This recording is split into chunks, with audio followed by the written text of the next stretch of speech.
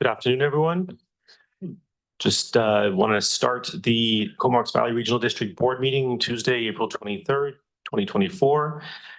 Recognize that we live, work, and play on the unceded traditional territory of the Comox First Nation. We have 8 directors seated around the table today. We also have Chair Will Cole-Hamilton and Director Morin joining us via Zoom. I'd like to start this meeting as we typically do with a call to action, and this is call to action 46. So we call upon the parties to the Indian Residential School Settlement Agreement to develop and sign a covenant of reconciliation that would identify principles for working collaboratively to advance reconciliation in Canadian society. And that would include, but not limited to, 1, reaffirming of the parties' commitment to reconciliation. Number 2, repudiation of concepts used to justify European sovereignty over Indigenous lands and peoples, such as the doctrine of discovery and terra nullius, and the reformation of laws, governance structures, and policies within their respective institutions that continue to rely on such concepts. 3, full adoption and implementation of the United Nations Declaration of the Rights of Indigenous Peoples as the framework for reconciliation. 4, support for the renewal and establishment of treaty relationships based on principles of mutual recognition, mutual respect, and shared responsibilities for maintaining those relationships into the future. Number 5, enabling those excluded from the settlement agreement to sign on to the covenant of reconciliation. And lastly, number 6, enabling additional parties to sign on to the covenant of reconciliation. So item B in the agenda is a recommendation to go in camera later on in the meeting. Could I have a mover? Yeah. And moved by Director Grieve, seconded by Director Grant, and anyone opposed? Okay, and motion carries. Item C in the agenda, adoption of the minutes, and this is minutes from April 9th, which is included in the agenda. Could I have a motion to, thank you, Director Hillian, seconded by Director Grant, and any discussion on the minutes from April 9th? Okay, anyone opposed to approving the minutes? Motion carries. Item D, we have business arising from the minutes, and we have a delegation follow-up. We had a delegation recently on April 9th by Dana Forsgren from the Comox Valley Situation Table, and I'll pass things over to CAO Warren for discussion. Thank you, Mr. Chair. And as is our practice, we will report out at a following board meeting about delegations that come forward to the Regional District Board.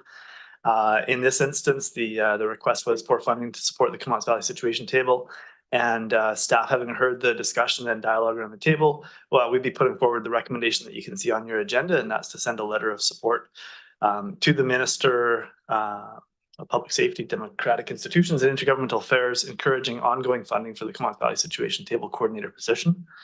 And that would be our suggestion at this point to reflect on the advocacy perspective the board had at the meeting. Any discussion before we take a look specifically at the recommendation?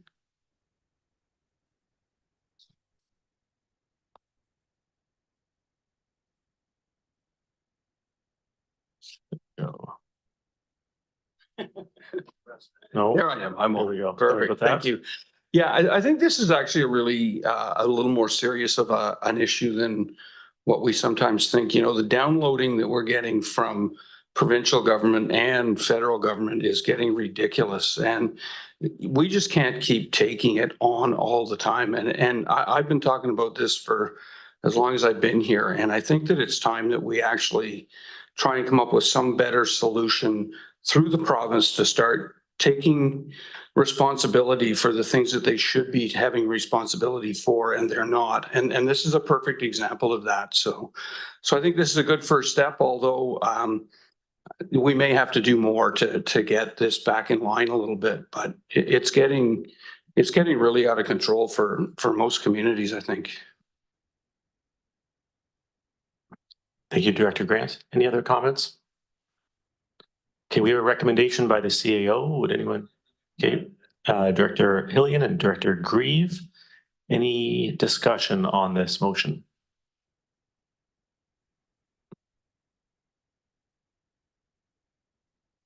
Director Lane. Thanks, Chair. I just want to clarify that in supporting this recommendation, it's by no means a lack of faith and goodwill in the work that's being done by the table and the individuals involved. I think that we do want to support that work in whatever way we can, but I do agree with Director Grant that it's essentially provincial agencies and community agencies that are funded by the province coming together to do work that they're mandated to do. And I do believe that that's where the cost should be held. And I think the resolution makes good sense if we can bring that to the province's attention. Thanks. Well said as usual, Director Hillian.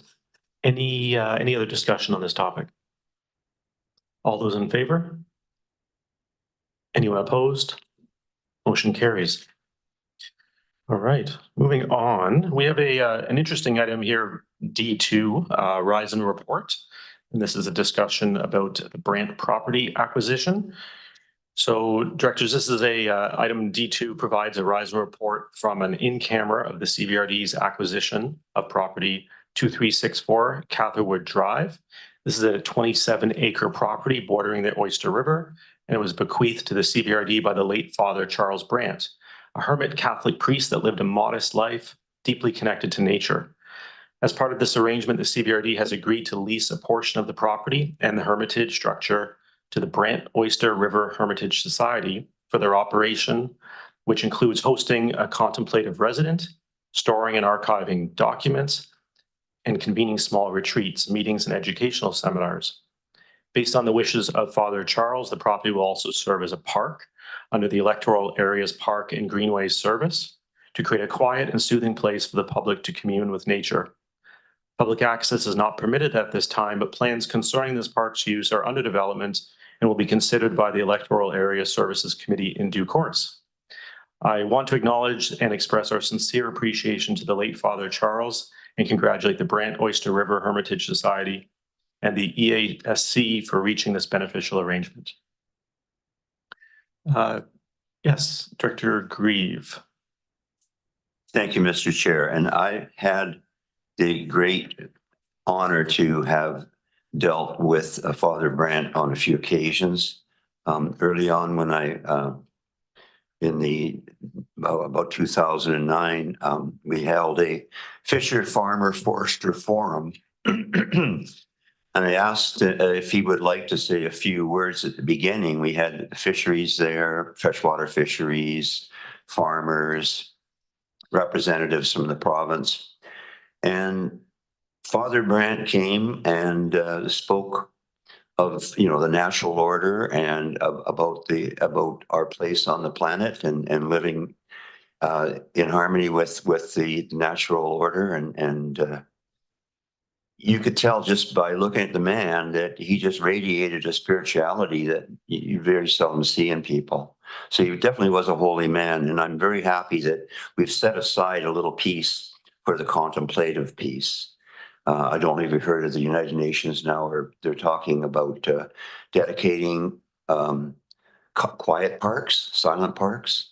And this is basically what it's all about. So I'm very happy that we managed to work out an agreement with the society and keep that certain area around there, because I think it's in honor of the man himself and how he lived and the fact that we see so few of those people today, and he was definitely a great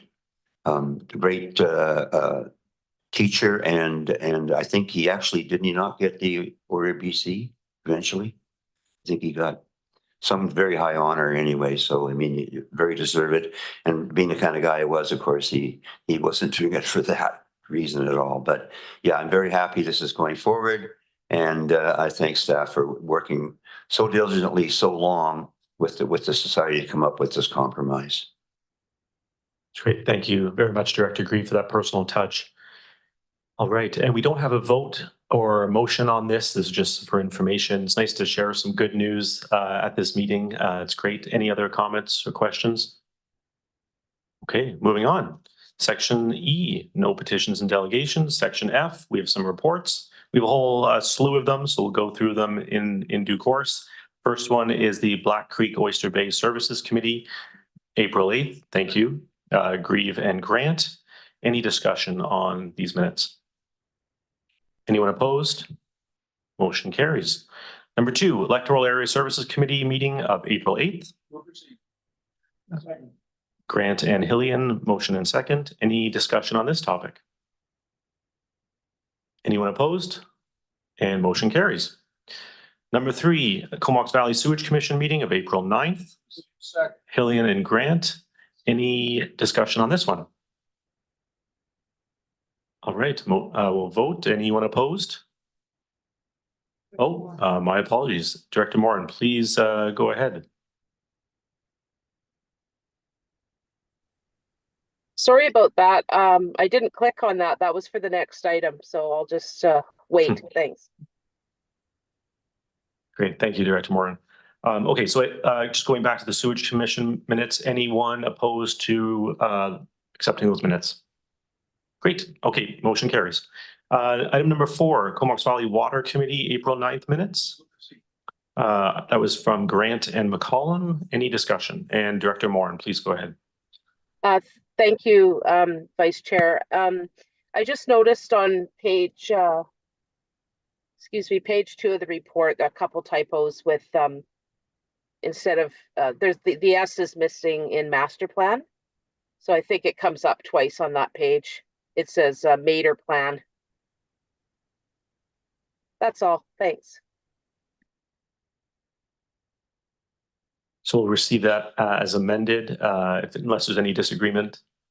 Okay, any other comments on the Water Commission meeting minutes? Okay, anyone opposed to accepting them? Motion carries. And next, number 5 in section F is the Comox Valley Transit Management Advisory minutes from March 12th. Motion by Grant, second by McCollum. Any discussion? Okay, anyone opposed to approving? And motion carries. Item number 6, and that is a BC Transit update. So over to staff. Thanks, Mr. Chair. Pleased to introduce Michael Zabarski, our Manager of Transit and Facilities, and Mike will be introducing our representatives from BC Transit. There's no written report for this particular item. There is on the next item, number 7, but for number 6, I think Mike will introduce our BC rep here to take us away on this topic.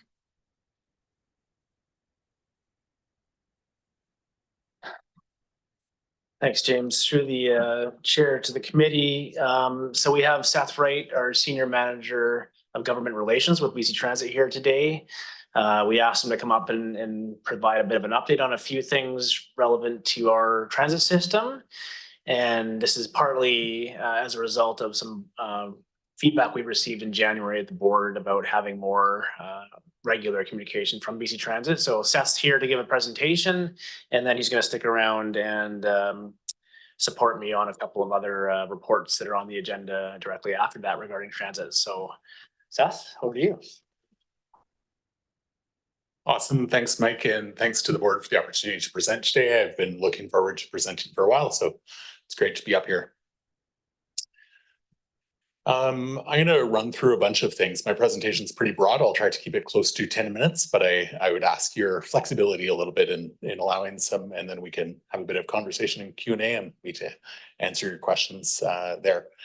I'm going to cover a bit of BC Transit funding and governance, sort of BC Transit 101, and then talk a little bit about your transit future plans. We'll talk about some service update pieces, which is a bit of a hodgepodge of what we've done with the sewer project, what the results of the expansion priority work is, and the ridership performance. I'm going to show you how we are doing on ridership across the transit system.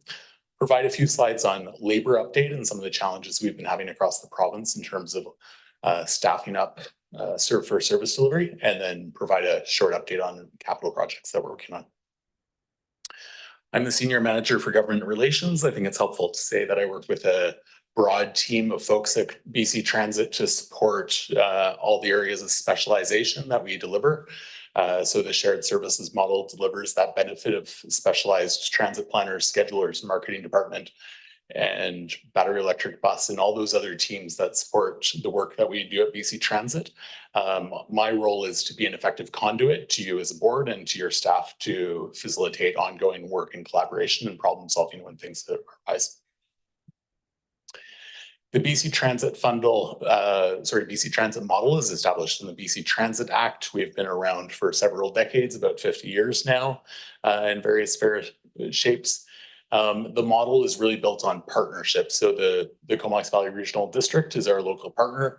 You're responsible for establishing those transit priorities. We work in collaboration to develop those, but you at the board level have that responsibility for identifying and approving those objectives, as well as the service levels and fares. You also manage the bus stops with your member municipalities and the Ministry of Transportation, and you approve budgets and provide the tax subsidy to pay for the transit system. This is a very short and succinct summary of all the things BC Transit do, but effectively we secure and administer that provincial funding, manage the contracted operations, and then own and administer the actual buses across the province. PW Transit delivers the service on the road, and I'll present a few more slides that delve into this. This is a little bit more detailed assemblage of some of the roles and responsibilities that we carry out. I'll share this presentation in its entirety with staff, and you can look at it at your leisure at a later date. The funding and governance model set out of the BC Transit Act is identified here, and it's helpful to identify that it's very unique in North America. Most models don't provide this level of operational funding to municipalities. So if you look in other jurisdictions, Alberta, Ontario, and across Canada, you'll see that the municipality is responsible for a much higher share of transit, especially operational costs. Whereas in British Columbia, because we have this Crown Corporation, 47% approximately of the costs of conventional transit and 67%, I'm going to round up, of handy-dart service are funded by the province. And the balance is funded by yourselves through taxes as well as fare revenues. The service delivery model of BC Transit is, as I said, delivered through partnership, and in this case, it's developed through partnership with PW Transit, Pacific Western Transit, who has the contract for the Mid-Island region of BC Transit, which includes Campbell River, Comox Valley, and Port Alberni as one collective contract. We've pursued a regionalization strategy to get benefit, and through that regionalization strategy, we were able to hire a transit supervisor that's shared between Comox Valley and Campbell River, and we're able to get some benefits from shared management through that service. The current contract BC Transit holds with PW Transit runs from April 1st to March 31st, 2029. The regional contract model continues to be the most efficient and cost-effective model. When we look at other systems across Canada through the Canadian Urban Transit Association, we see that BC Transit consistently scores high and generally above other systems in terms of performance because of that shared service and benefit of having a number of experts across our organization to provide a service to the communities we serve. Shifting gears a little bit to talk about the transit future plans. So back in 2014, a 25-year plan and vision was set out for your community and adopted by the board here. That broad vision identifies a lot of big ideas for how the transit system could develop and build itself to serve the growth of the Comox Valley.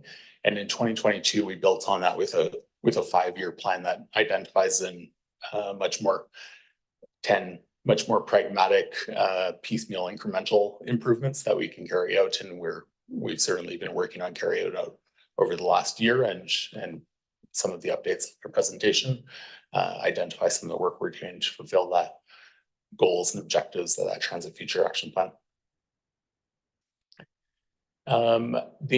Taking a few slides from that Transit Future Action Plan, this one is the immediate service improvement priorities. So this speaks about increasing the Route 1, the primary frequent transit route, to what BC Transit considers a frequent transit network service level, which is 15-minute service throughout the day.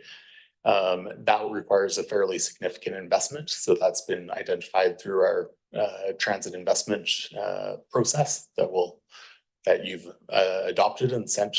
And I'll be speaking about a little bit in a minute, but there's some other service priorities, the Route 2, the Route 3, the Route 5, 7, 8, and 9 that are laid out here and were identified in this report as immediate priorities and things that will provide value to in really growing the transit system. There's also a number of longer term priorities, so sort of beyond the immediate horizon in terms of service levels that we are also working on a longer range plan. And then we have the infrastructure priorities that we do have news about the ISIP funding that I'll share with you in a bit. And we have some infrastructure priorities for the longer term. In terms of service update for what's actually going on the roads in terms of transit service, as of April 1st, we implemented a sewerage project reschedule. So we released a new rider's guide. That new rider's guide included provisions behind the scenes, not visible to customers, but basically 2,000 extra hours of service to pay for more time for buses to catch up when there are traffic impacts. And then 2 extra heavy duty buses to the community. So this was be able to be facilitated behind the scenes to make it work so that the customer experience on the road wasn't impacted by the sewerage project, which we know is going to have fairly significant impacts to people. We don't want buses to be 10 minutes late or canceled because we can't deliver service. So we were able to pull some emergency critical resources to support this project, and we really appreciate the work and collaboration we've done over the last couple of years to plan this out and make this work. In terms of your expansion priorities that you've identified and submitted to BC Transit and ultimately to the province for consideration of expansion, I'm really pleased to relay that you've been successful in 2 of those expansion requests that were submitted. The first one is the extension of the Route 10 Fanny Bay to connect the Route 99 to create a connection between the RDN and the Comox Valley. The second one is the extension of handy dart service hours. And unfortunately, I must relay that the request for the conventional service expansion on the Route 5 was not successful this year. Ultimately, we had a misalignment between an unprecedented level of transit expansion requests in the last year. Historically, we've had between 50 and 60,000 hours of expansion. Last year, we had 140,000 hours of expansion. So by that scope and scale, we weren't prepared and we didn't have the capacity to deliver that level of expansion. Ultimately, the province was very generous in the level of expansion they were able to support. And we're excited about this expansion, and ultimately we'll put this expansion priority and other expansion priorities in through working with staff in for next year, and hopeful that we can be able to deliver more expansion next year.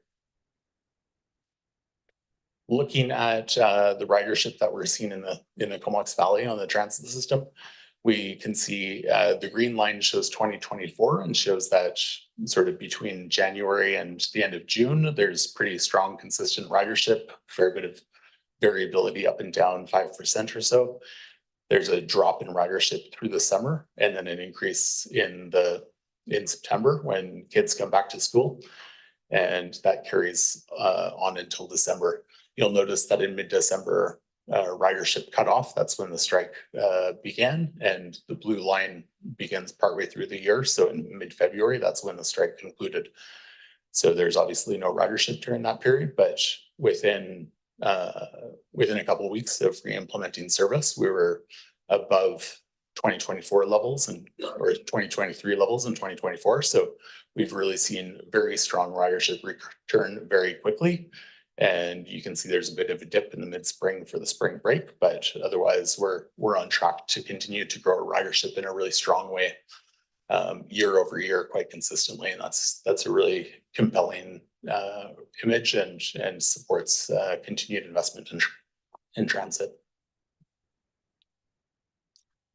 The challenges that we've been having to deliver 100% of service across the province, including systems like Victoria, draw heavily on the macroeconomic contractions of the labor market. So right now we have one of the lowest unemployment rates that we've ever seen, and BC is the heart of that, experiencing fairly significant numbers. So that makes it harder to hire new drivers and hire new mechanics, and we've had this challenge across the province. Luckily, Comox Valley hasn't experienced it until, unfortunately, it started to be an issue in the last year. Before the strike, it was an issue, and we were seeing a number of trip cancellations, and we apologize for the impact of those. And we're working hard through managing our contract with PWT to be able to support them, enable them to deliver 100% of service. Our goal is to deliver 99.5% of service. So we work closely to be able to achieve that goal. In terms of what we've seen across Canada, this data is from Census Canada, and it's identified that there's a real gap between projected job openings, and it's shown in the red here, and in the blue, the number of people actually qualified looking for jobs as bus drivers. Similarly, we say the same thing with mechanics. In Comox Valley, we haven't had an issue with mechanics. Mechanics is slightly more skilled labor, tend to stick around longer and have stayed in the role. So we haven't had a challenge, and we're pleased with that. But PWT has had challenges hiring enough drivers. However, they recently hired 3 additional drivers. They're hiring casual drivers as well as full-time drivers, and they will continue to hire on an ongoing basis. So we're feeling positive and optimistic about the progress they've made in recent months. In terms of our capital project update, we recently, as I think a staff report on your agenda speaks to, we were recently successful in achieving a grant application through the Investing in Canada Infrastructure Project, ISIP funding, for nearly $10 million to build 5 exchanges across the Comox Valley and 2 Q-jump lanes in the city of Courtenay. These 5 exchanges will be designed and developed over the next year or so with the help of GHD engineering consultants. We have them on board. We've had a number of meetings with your member municipalities, especially the city of Courtenay and town of Comox, and we're scheduling one for with the Ministry of Transportation just today to set up some work on getting the design for in that case the Oyster Bay Exchange or Oyster River Exchange. With this project, we will also be bringing on a group Argyle consultant to be able to carry out some more in-depth engagement. Once we have a bit of a detailed design done up, we'll do detailed engagement with the specific stakeholders in the vicinity of especially the downtown exchange, but also the South Courtenay Exchange and the Oyster River Exchange, as well as the downtown Comox Exchange. And we'll probably do limited stakeholder engagement in the vicinity of the North Island College Exchange. So that work is all underway, and we're excited about that process. We're going to be starting working mostly on design this year, and there'll be some construction starting the year following. Because we waited about a year for the grant approval, we've extended the deadline and sought approval and received that approval to extend the deadline with the federal government to be able to actually deliver the project. So but the project will be working on delivery over the next 2.5 years. And that's my presentation. I wanted to promote this book because it's one of the best books on transit out there, and it's a quick, easy read. So if you're looking for a book at the library, it's highly recommended, and happy to answer any questions. Thank you very much, Seth. Appreciate all that information. Any questions? Director McCollum? Nope, Director Hillian's first. Beat you to it. Thanks, Chair. Thanks very much for being here today. Appreciate your presence. If we could, I wanted to go back to the labor dispute that went on much longer than any of us would have liked. And during that time, we were essentially relegated to the role of passive observer, other than we did write a letter to the province urging them to try and get the parties back to the table and resolve things. But it seemed that something that we're substantially funding through BC Transit is then contracted out. And so neither we have any role in the negotiations, nor does BC Transit. And we got all sorts of complaints from the public, not only about the lack of service, but about the fact that it was an American-owned company that was basically running the service. Thankfully, it finally ended. But I'm just wondering if you could give us the context of the transit industry, why we end up with an American-owned company providing that service, and why it makes sense to contract out rather than to have a more direct relationship with the service. Sure, and thank you, and through the vice chair.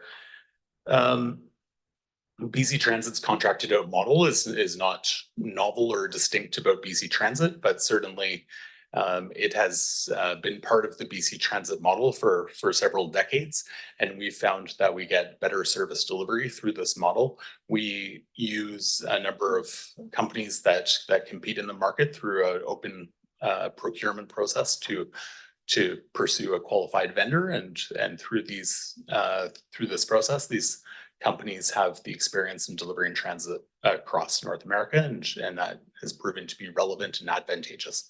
I can say that we do have some smaller companies and some not-for-profit societies that have provided service, and ultimately they've had far more significant challenges in being able to manage the difficult context of labor relations, the difficult context of transit scheduling, of bus driver shifts, which are not perhaps as straightforward and simple as one would initially consider, and require quite a bit of specialized knowledge, as well as managing a mechanical shop. So there's these different pieces that we found a lot of value in managing through contracted companies in Victoria, where BC Transit operates the service ourselves.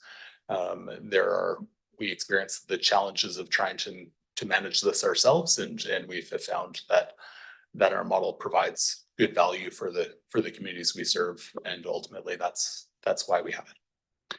And if a quick follow-up, I'm wondering if you can just comment on the Nanaimo Regional District model, the differences there.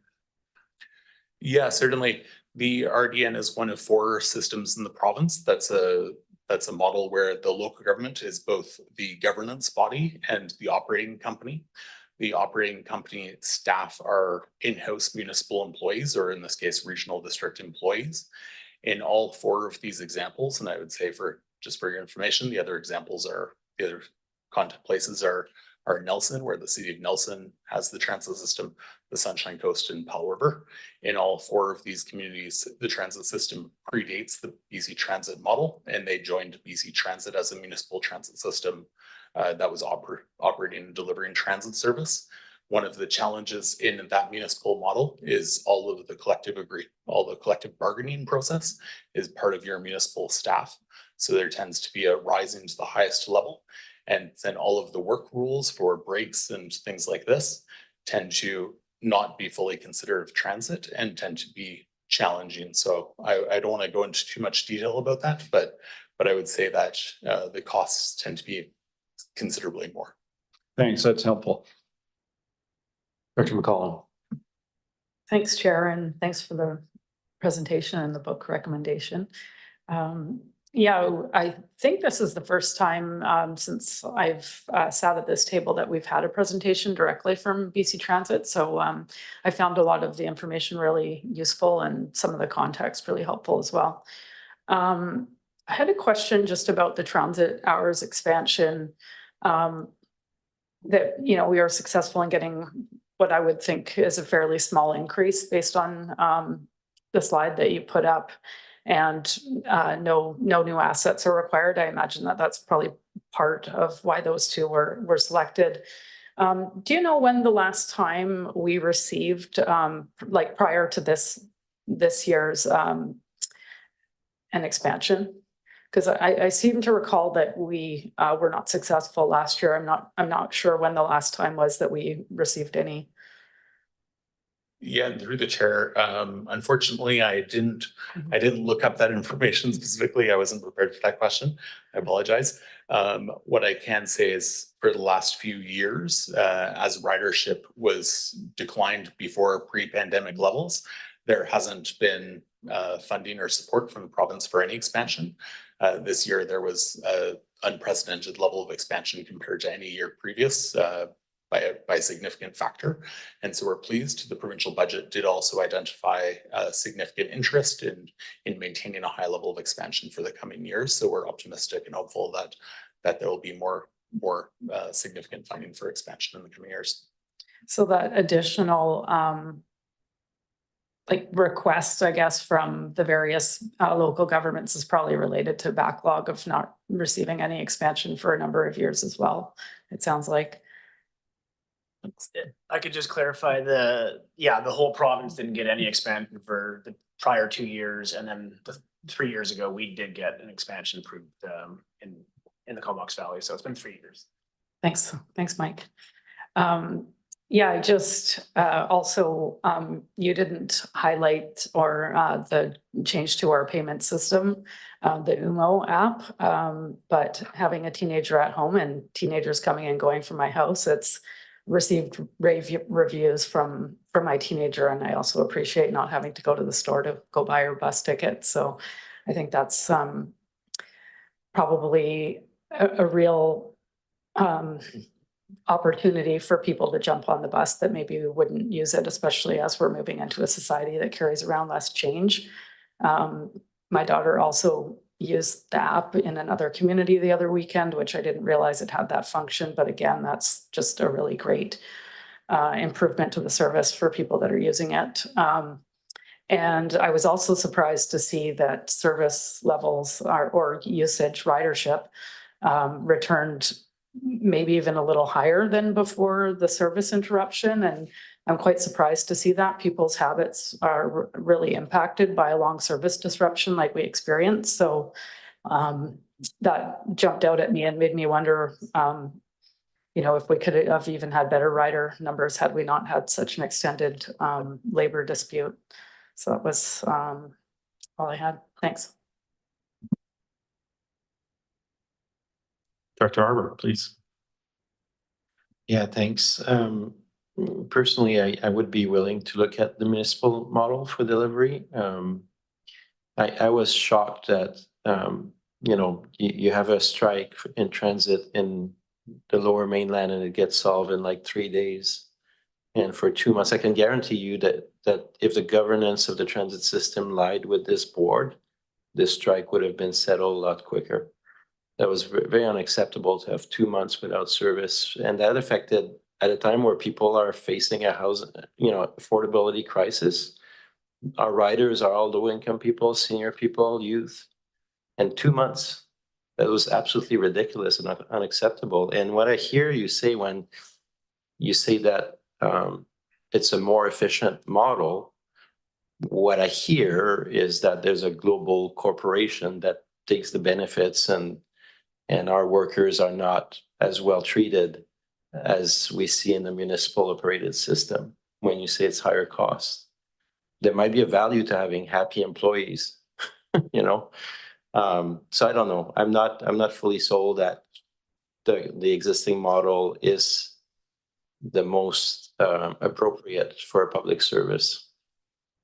And I don't want to, it's nothing personal, of course, but the second issue I have, and you'll probably hear about that, is I represent Hornby and Denman as well, and we have small community bus services, and you probably know about Gabriola and their history and the rest of that. And one of the challenges I have is we'll be pursuing a feasibility, and hopefully BC Transit will be a partner in this, but we've been trying, we've been carving out some funds to start those buses, which are really well, like the ridership is actually quite good during the summertime. And we have ambitions to electrify. We would love to partner with the school district, so it can be the same bus, the bus that runs in the winter for the students is the bus that can run for the public in the summer. But the challenge we have, I guess, is monetary. We're unable to have that share of provincial funds because right now all of the provincial funds have to flow through BC Transit. So I'm just wondering, in your experience, if you've seen that issue rise ahead and whether BC Transit would be able to support remote communities that show initiative in actually getting some funding from the province, whether as flow through with BC Transit or whether, in your opinion or your experience, it has to be operated by BC Transit for it to receive that provincial share. Thank you, and through the chair. I want to touch on the first topic if I can first. In terms of our model, BC Transit's operations is BC Transit in the process. We're a Crown Corporation. We work through contracted operations. We work as contract managers, but also another piece of that labor relations piece is something every employer faces in a public employment situation. Which is that we want to get the employer and the union back to the bargaining table to bargain and negotiate in good faith through an agreement that benefits everyone. And ultimately, despite the impact, which I have a lot of sympathy for the drivers and have been a transit user for a lot of my life myself, and have nothing but sympathy. I protested against the transit strike in Vancouver in my youth. I would say that there was benefit from working through that collective bargaining process, and ultimately we're happy that everyone's been able to develop a collective agreement that they can live with, both the employer and the workers. In terms of the second question, there's a lot of conversation around that, certainly, and I've done some work and I've lived on lots of Gulf Islands, so I've thought about this question a lot, but we have the Gabriola model. The RDN does provide support, similar to how the CVRD does provide support to the Denman and Hornby Island service. But there's no benefit from the BC Transit model. We've done feasibility work and we're working on setting up a new system, which there'll be an announcement about in the next few weeks, probably, on Vancouver Island here and in some communities. And so there is possibility. We don't have any transit system that operates independently in a Gulf Island community, but we do have BC Transit systems that operate in places like Port Edward and Bella Coola and things in fairly remote small communities. And so I think it's not unprecedented that BC Transit could establish a service and could develop a partnership. There's fairly unique challenges with operating on Gulf Island. We do provide service to Texada from Powell River 1 day a week where a bus goes over to Texada Island on the ferry. It's the only bus that takes a BC ferry in the province, but there is that example already and that precedent that's been set. So yeah, that is in our work plan to carry out those feasibility studies, and we'll work towards that. Director Morin, online. Thank you, Vice Chair. Yeah, I do have one question and a comment, and they're related. I guess the question, and this might go to our staff, the expansion that wasn't approved, is that the farmers market route? Yes. Yeah. That's right. Okay, so a couple things. Recently I was over at a business near Superstore, and I was getting some service over there, and I kept the poor employee after her shift, and anyway, I actually offered her a ride home because she takes the bus regularly, and she checked the schedule, and it was going to take her another 2 hours or something to get home or whatever. So anyway, in the conversation in the car, she talked about the impact during the strike, and I was really struck by this is just one person's testimonial, but I thought, wow, if I'm hearing this story from one person, there's probably hundreds out there. So she is a student at North Island College. She works down by the Superstore. She attends school full time.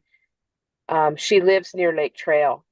So she either takes the bus or sometimes walks from the college down to her job, and then takes the bus home to Lake Trail. So that's a distance of about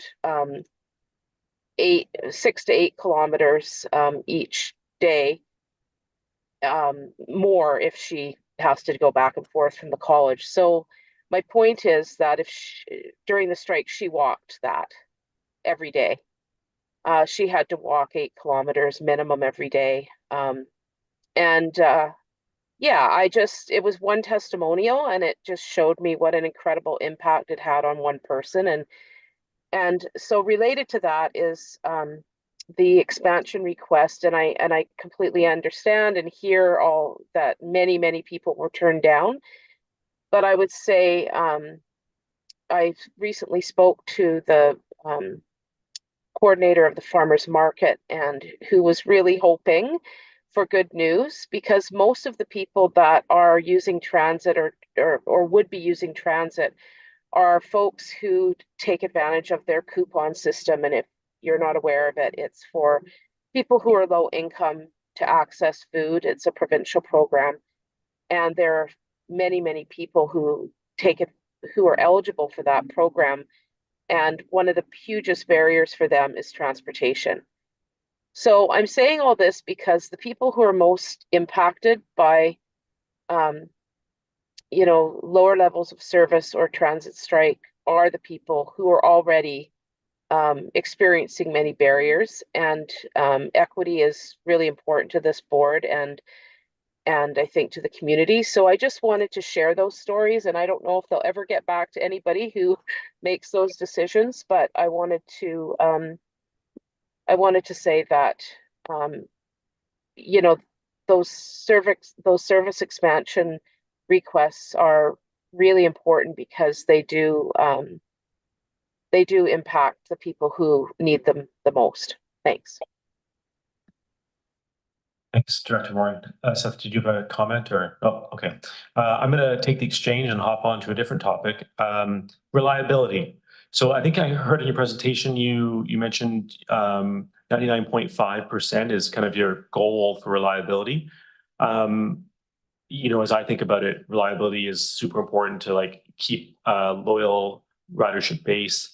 I know there's been some struggles because of the labor shortages, etc. I'm curious what the current reliability percentage is in the Comox Valley, maybe over the last month, 6 months, year, whatever metric you have. What is acceptable? I know the goal is 99.5, but what do you find is acceptable? And at what level would ridership suffer significantly if it fell below a certain number? Quick anecdote while you're piecing together an answer there. We had a resident in Comox who's trying to go from 1 car to 0 cars. He can pretty much walk everywhere in Comox, but for the occasional time he wants to go to Courtenay, he thought, well, let's take the bus. So he tested this out, pretended he didn't have a car, and 2 out of the 4 times he tried to hop on the bus, it just simply wasn't there. And this gentleman knows how to read a bus schedule. His son works in the transit industry, so actually working in Europe for another transit company. So just curious, kind of around that issue of reliability. To me, it's great to expand routes, great to expand services, more buses, etc. But on that key piece of reliability, if you could answer those questions, that'd be really helpful. Thanks. Absolutely. Thank you. Obviously, service delivery is our #1 priority, and that's the bread and butter of what we do. So we take it very significantly. That's above all KPIs. That's the KPI that I care about, with a close second being on-time performance, because the bus might show up 5 minutes later. If it shows up 3 minutes early before the person gets to the stop, that's also problematic. But ultimately, we've oscillated in the last few weeks and couple of months since we've returned to service between 95 and 99% service delivery. So we recognize there's still challenges, and PWT has been working hard to staff up. They've had some turnover in their staff, in their driver pool in particular, but through the collective agreement process, beyond the significant wage increase, there was also other pieces that they tweaked around allowing people to be permanent casual employees to work part-time on an ongoing basis, which they feel like will help supplement and augment and address that labor shortage piece that they've been experiencing. So that is significantly impactful. Obviously, we want to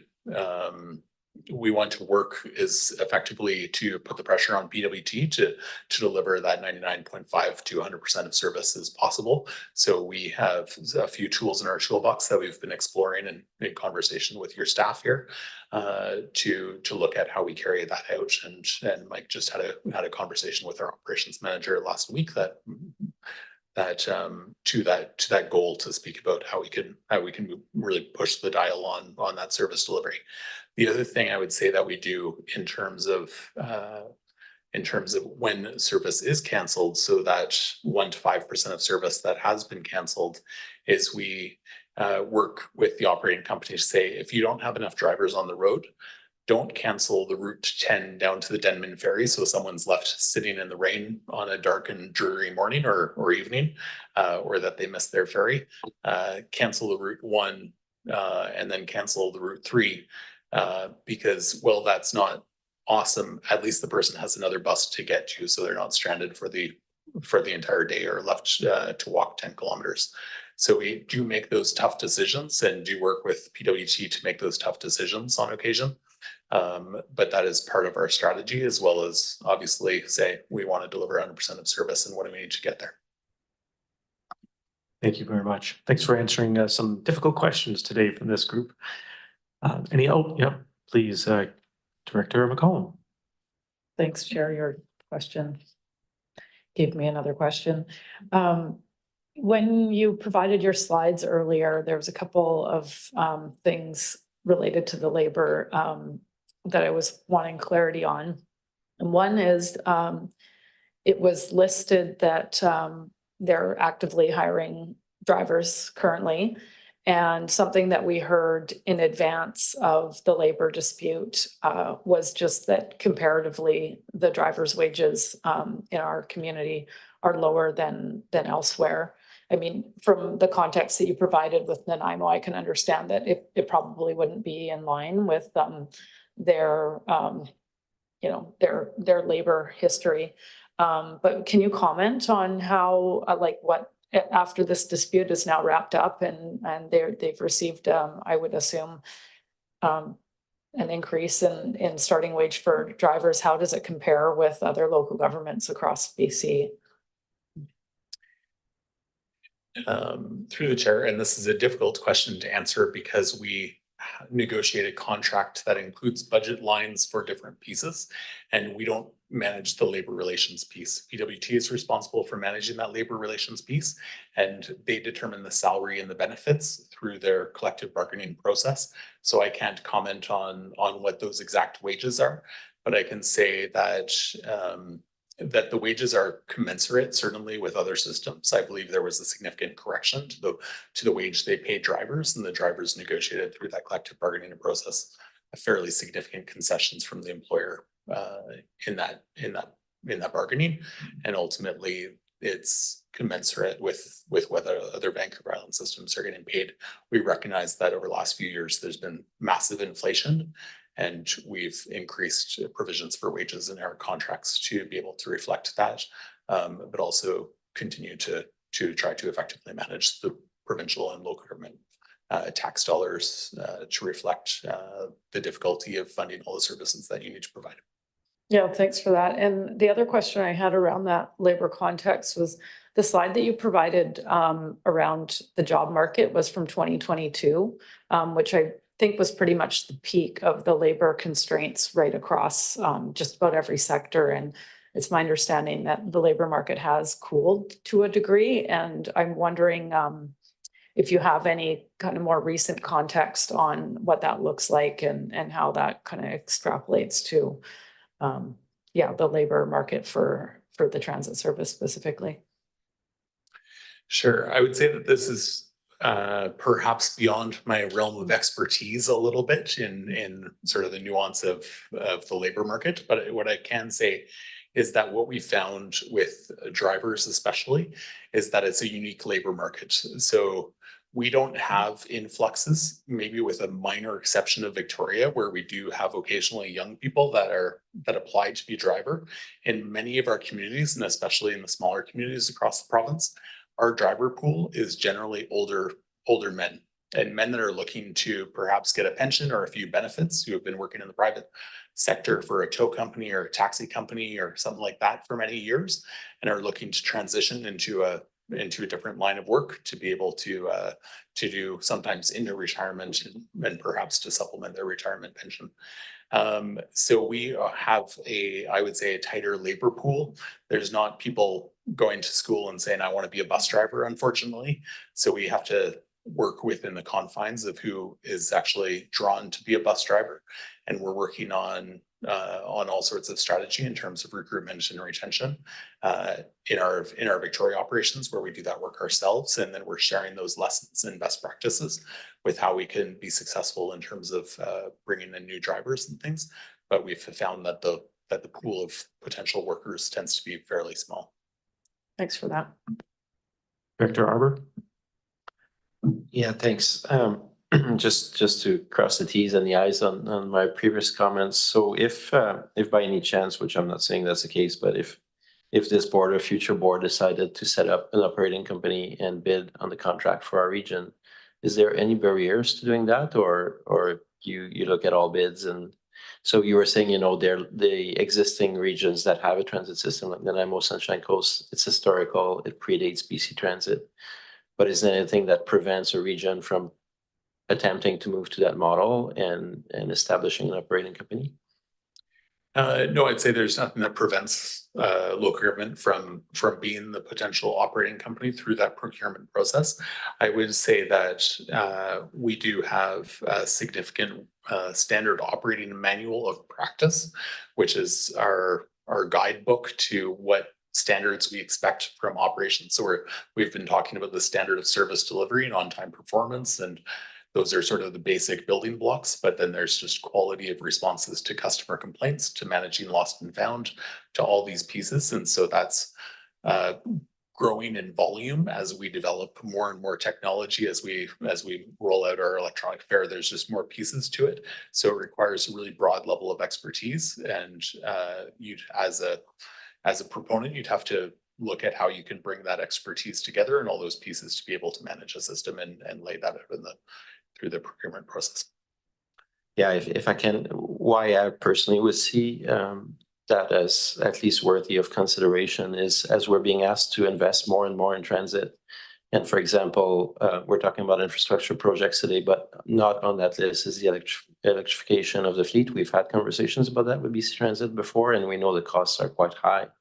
But as we contemplate those high level of investments, I would want security that we never see a 2-month strike again, because an American corporation can't get along with its employees. So for me, there's other factors that maybe would warrant us trying to meet your high standard and try to see if we can match the Nanaimos or the Powell Rivers that seem to be meeting the standards.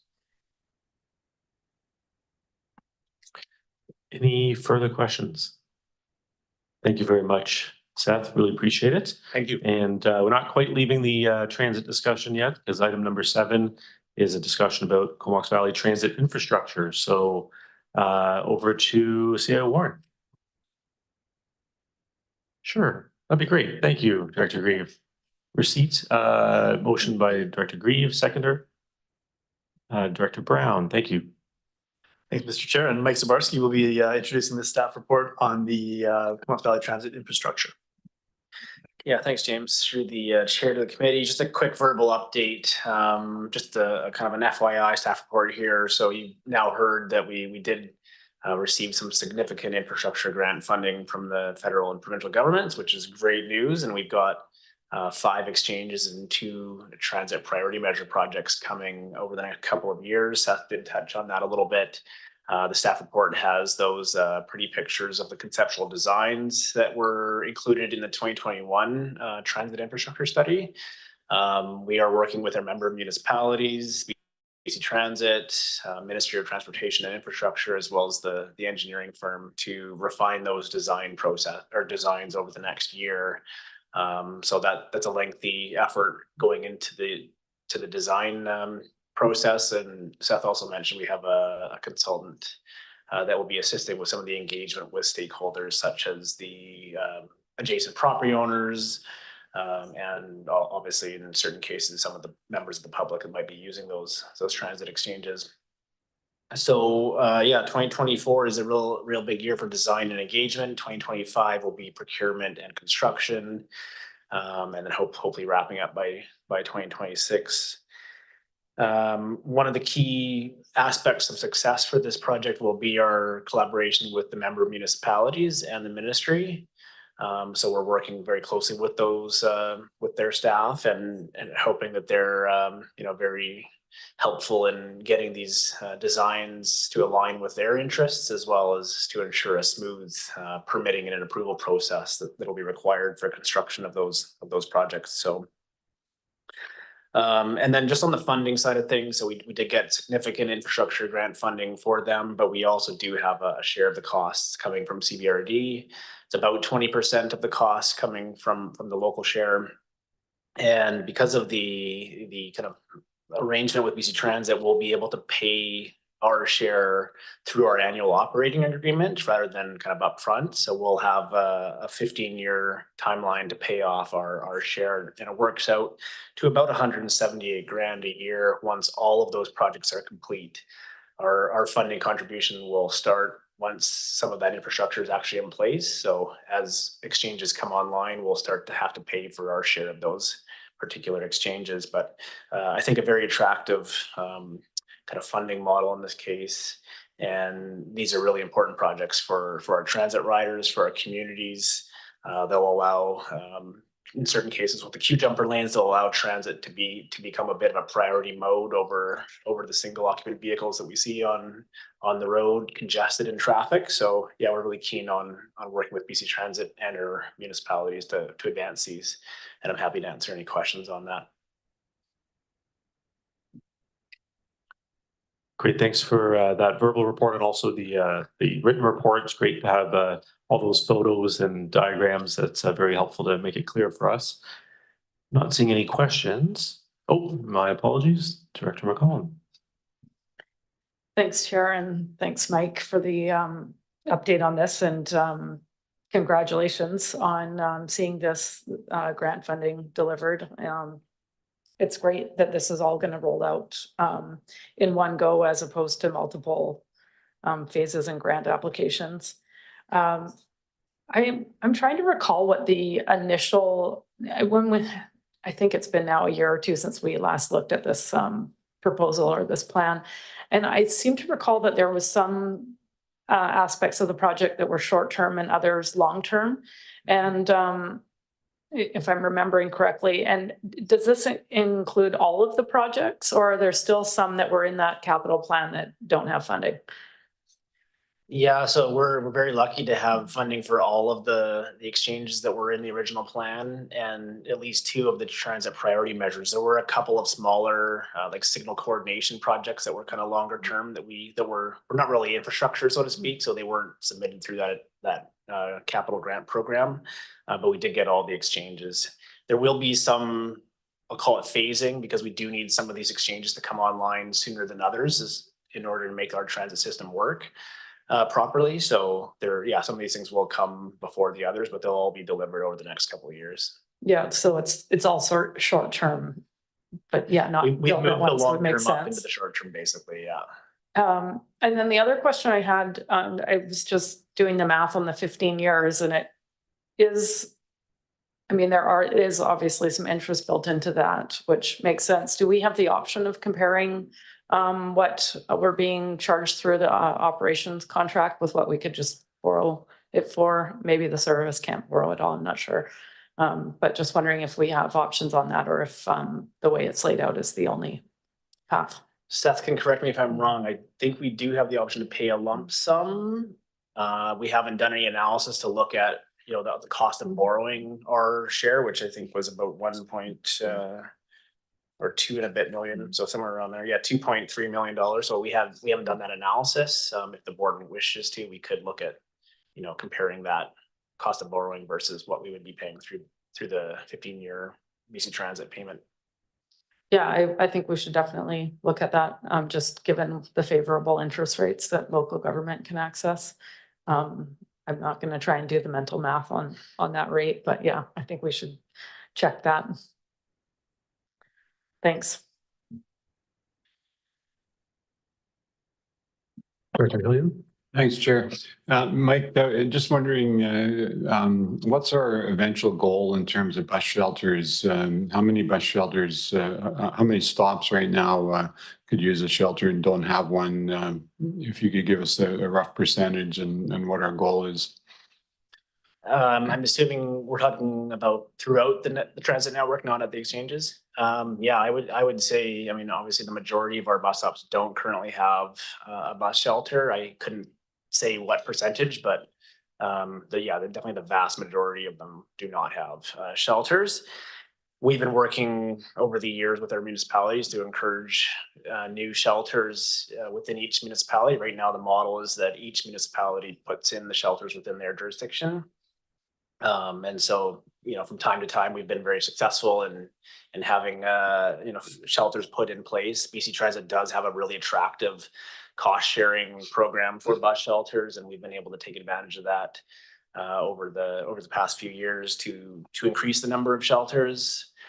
I would like to have shelters at every bus stop, but some of them just don't warrant the investment necessarily. So some of our lower ridership bus stops where there's only maybe somebody getting on once every couple hours or even once a day, those may be locations where we wouldn't want to invest in the shelter. And then I know from feedback from our municipalities that sometimes it's very difficult to actually fit a shelter. So they have a bus stop with a very constrained right of way and no physical footprint available to install those shelters. So those sometimes there's just physical reasons why you can't put one in. I see Seth is also up here to add to that maybe. Yeah, and I'm just going to confess while you're changing speakers that I'm not aware of where we're at in the city of Courtenay right now. We used to have a yearly budget dedicated to this X number of shelters per year. I'm not sure if we still have that or not. Yeah, I'm aware, or I recall that there was a 3 shelter per year program in place many years ago, but that hasn't happened over the last few to several years, unfortunately. Okay. Seth, go ahead. Yeah, I just wanted to make a couple of comments about the shelter program. First off, which is that a significant program that we have that provides 80%. So it's the same funding that we're using for the exchanges. It's ISIP funding. It provides 80% and the local government pays the balance of the 20%. So you have to pour a concrete pad and pay about $5,000 of the $20,000 or so of the shelter cost. So it's a great program. And recently we were able to expand the program significantly. So now we are undersubscribed and looking for more applications. So if you're representing a municipality, please get your municipal staff to work with Mike here to submit an application. We're more than happy to have more applications right now. But I would also say to the question of thresholds and sort of values of how many bus shelters we should have across the valley, I would say we tend to use in Victoria a threshold of 20 boardings per day, which is 20 people waiting at a bus stop to get on a bus. In smaller communities, we sometimes reduce that to 10, but just in terms of investment value, we think that's probably a logical threshold. So we have pretty strong data on where the stops are that are getting more than 10 people getting on a bus from that stop every day. And that's what we look at when we have conversations with your municipalities and through the ministry on the ministry roads. Thanks for that. I will get on it in Courtenay. Director Arbor. Great. I'm glad you came to the mic. You could have stayed there because we're dealing now. I'll take 2 shelters. Definitely. One for Kilmarnock and one for Royston. We have installed some last term and Fanny Bay and Union Bay, but I think something that damages the brand of transit is at those 2 stops for years I drive by and there's like old plastic chairs, like, decrepit, and people are trying their best to try to make themselves comfortable because the bus in our area is every 2 hours. So I will gladly, through staff, put a request so that we complete the network in my area with those 2 additional shelters. That would be amazing. And I'm so glad to hear it's undersubscribed. So not for this meeting, but I'll bring that up at the EASC. Thanks. One thing I will say just with the electoral areas, it presents a bit of a challenge from a funding perspective. It's only $5,000 and the cost of a concrete pad, but we're challenged in the rural areas with having a service that funds transportation infrastructure. And I know there's a report coming in the next couple of months on looking at how do we address some of these alternative transportation funding issues that we run into. So stay tuned on that. Can you tell us how we funded it in the past for those other shelters? Because if there's community works funds or whatever, like just a small amount. Yeah, in the past, we've cobbled together grant funding such as community works funds or some of the money we used to get back from the province on our carbon taxes, and those have been allocated. So that would be another option, is to continue cobbling. Any other questions at all? Okay, we have a motion for receipt of this report. Any further discussion? Anyone opposed? A motion carries. And I might just ask Director McCollum, did you have a follow-up motion? Yeah, just looping back to looking at the best way to meet our funding requirements under this infrastructure plan. I'd like to move that the board directs staff to look at all funding options to meet our financial commitments for the transit infrastructure laid out in the report. We can do it now. Seconded by Director Hillian. Lisa, do you need that read out one more time? Staff to look at funding options to meet. Perfect. Wow, Lisa's quick. Thank you. Any discussion? Okay, all those in favor? Anyone opposed? Motion carries. Okay, so that deals with item 7. More transit. We have a Music Fest transit request, and could I get a motion to receive the report dated April 16th? Grant and Hillian. And I believe C.A. Warren, back to you. Thanks, Mr. Chair, and straight over to Mike again on this one. I think this is your third topic to support here, Mike. So over to you on the Music Fest transit request. Thanks, James. Through the vice chair of the committee. So as you may recall, we had a delegation a couple of months ago from Vancouver Island Music Fest requesting that we support that festival with public transportation. The board several years ago had adopted a policy on those types of requests and also formalizing that we would provide service to Canada Day, Victoria Day, BC Day, and the air show. So that policy is linked in the staff report. It does have some criteria for other events that we may get requests from and how we would address those. And so staff worked through those criteria, working with our partners like BC Transit and PW Transit to consider the request. Unfortunately, given the timing of Music Fest and the peak of summer, when, as you may recall from last year, there were challenges with driver availability, we felt that it wouldn't be prudent to support that request at the expense of regular transit. So yeah, unfortunately, BC Transit has advised that it's just not possible to guarantee that we would have enough of drivers and be able to provide that service at this point. So with that, I'm happy to answer any questions.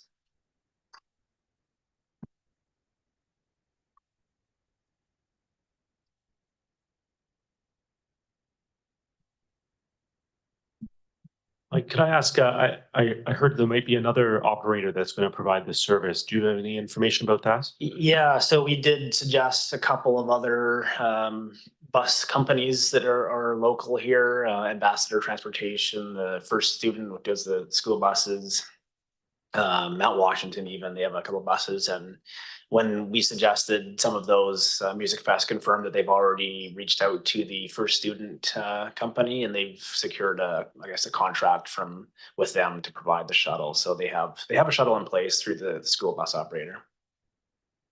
Great news. That's great. Director Hardy. Yeah, thanks. Just a follow up in regard to what we just heard with regards to private operators being able to help out with Music Fest. I know Director Warren had been mentioned earlier about the farmers market and having some type of bus service that would accommodate folks that get out to the farmers market. I'm just wondering if this same process with Music Fest with a private operator could be maybe considered for addressing some of the issues that Director Warren had brought up. Thanks. Yeah, I mean, we do provide contracted transit service on Hornby and Denman outside of the BC Transit model. So the CVRD could, at the board's will, look at providing other transportation services to other locations such as the farmers market through private contracts that we would arrange outside of BC Transit. And just at the very least, we can make that suggestion to the organizers of the farmers market as an operator, as a potential solution for them.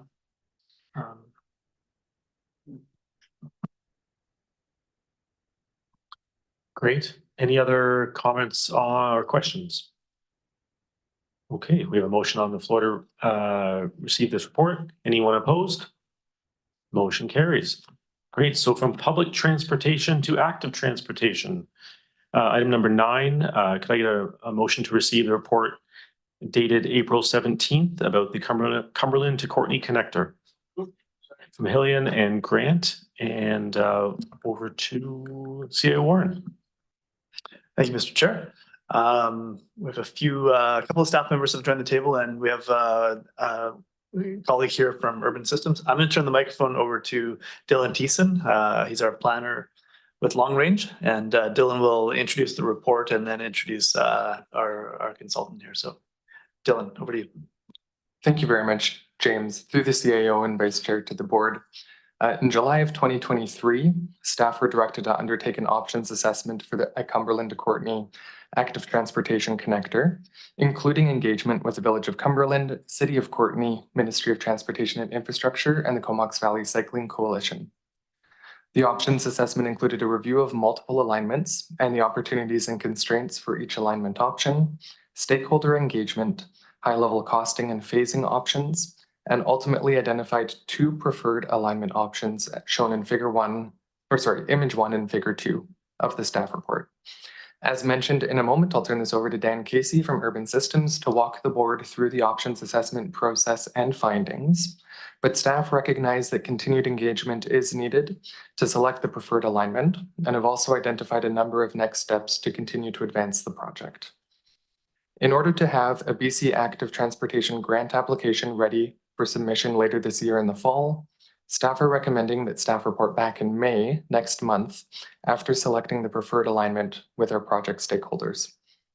Following the selection of an alignment, staff will proceed with preparing concept drawings for the fall 2024 grant application using funds in the RGS service identified in the 2024 to 2028 financial plan.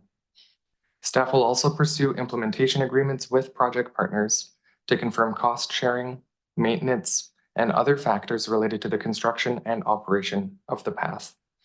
Staff are recommending that we report back to the board with an update on this prior to the fall grant submission. Lastly, staff will also continue to advocate to the province to identify funding gaps such as the costs associated with the preparation of detailed drawings, as well as addressing implementation challenges related to developing active transportation infrastructure within the ministry's right-of-way. With that, I'll introduce Dan Casey from Urban Systems and know that myself, Dan, and Robin are all here to answer any questions you might have after his presentation. Thanks, Dan. You just hit your mic there. Perfect. And I'll turn it on. Take it away. Great. Thank you, Dylan. Appreciate the introduction, and good evening, everyone. Thank you for the opportunity to be here. My name is Dan Casey, transportation consultant with Urban Systems, and I'm very happy to be walking the group through key outcomes and then recommended next steps for the Cumberland Courtney Active Transportation Connector Options Study. So why the Connector Options Study? This work really is the sort of more detailed continuation of regional active transportation network planning that's occurred over the past few years. Specific to this study, we're looking to explore options to better connect active transportation opportunities between Cumberland and Courtney, to engage with partner agencies and to build support for continuing to advance this initiative. And then thirdly, and perhaps most importantly, is to identify a preferred alignment that can be the focus for advancement of implementation. One of the key themes throughout the regional active transportation network planning exercise, and specifically on this corridor as well, is the theme of creating safe and comfortable active transportation facilities. This is something that's happening at the municipal level as well as the regional level too. And so guidance provided on this front within the active transportation network plan that was completed in 2021 And we've got a quote on the screen in front of us, actually, the one phrase or the one piece I wanted to focus in on, and it's going to be kind of a theme for the next 10 minutes or so of my discussion, but also implementation through the coming months and years, is the idea of creating facilities that are for all ages and abilities. So this acronym AAA is becoming increasingly common in sort of standards and best practice within the transportation planning and design industry. And at the local level, as we see some of these sort of high-level plans become reality through design and construction. And so on the screen in front of us also is a snippet from the provincial active transportation design guide. And really, when I talk about all ages and abilities, we're looking at facilities that appeal to maybe the young, the old, individuals with different physical capabilities. And in satisfying the needs and the requirements of these portions of the population, we're really meeting the needs of the entire population. So the image that's on the right side of the screen is called a facility selection tool. And it basically calls out that as we're looking at either on-road or roadside facilities, as traffic volumes increase and as traffic speeds increase, increasingly we're looking to build in either physical separation or actual spatial separation of creating facilities outside the road right of way. And so in the alignment that we're looking at, generally speaking, between Cumberland and Courtenay, we're looking at Cumberland Road, we're looking at the Comox Valley Parkway. These are some busy, fast-moving roads where best practice would suggest we need to be looking at either protected facilities or entirely off-street trail facilities to create this AAA experience that we set out to achieve. So that really sets the stage for some of the planning and future design work we'll be undertaking. So this work I mentioned off the top, this work is a continuation of the Regional Active Transportation Network planning work that has been occurring over the last few years. The image on the screen in front of us is from the implementation strategy that was carried out a little over a year ago, where the goal of that exercise was to look at all of the package of improvements that's been identified in the regional plan and boil it down to a more manageable number of high priority improvements. That included some sort of more modest quick win projects that can be advanced with lower cost and maybe less time involved, as well as some more substantial improvements such as this. And so there were 6 improvements identified. 2 of them actually sort of were along this alignment between Cumberland and Courtenay. And so this really queued up the need for the exercise that we've been undertaking over the last couple months. Partner engagement is critical in this, well, in many projects, but in this project in particular, we're dealing with an area between these 2 communities that takes in a number of different jurisdictions, organizations with jurisdiction over roads. And so partner engagement has been important thus far and will continue to be important. So conversations have been held as part of this current planning exercise with the Ministry of Transportation and Infrastructure, with the Village of Cumberland, with City of Courtenay, and with the Comox Valley Cycling Coalition as well. The conversations have been good. If we're to generalize some of the key themes that have come out of those discussions, we're seeing an overall sort of general support for this initiative and the importance of connecting these 2 communities. We're seeing, maybe it's almost, we're reinforcing some of the sort of key parameters we set out with, which are around providing safe facilities and providing a direct alignment being kind of key objectives here. We're seeing or hearing about some potential concerns over how to create safe facilities through some of the more challenging and constrained locations. And I'll highlight a couple of those in a few minutes. And then I think lastly, it's this kind of looking forward piece around making sure that sort of a longer term sustainable funding framework is in place to make sure that a facility, if and when it's built, will continue to be operated and maintained to a high standard, and the need for collaboration given the different jurisdictions that this alignment crosses through. So into some of the technical considerations from the study. The study's in your agenda package sort of in its entirety, so there's more detail in there, but just to touch on some of the key components. The study started sort of looking broadly, looking at what the potential opportunities could be to follow alignments that would connect these 2 communities. On the screen in front of us is the generalized map showing that.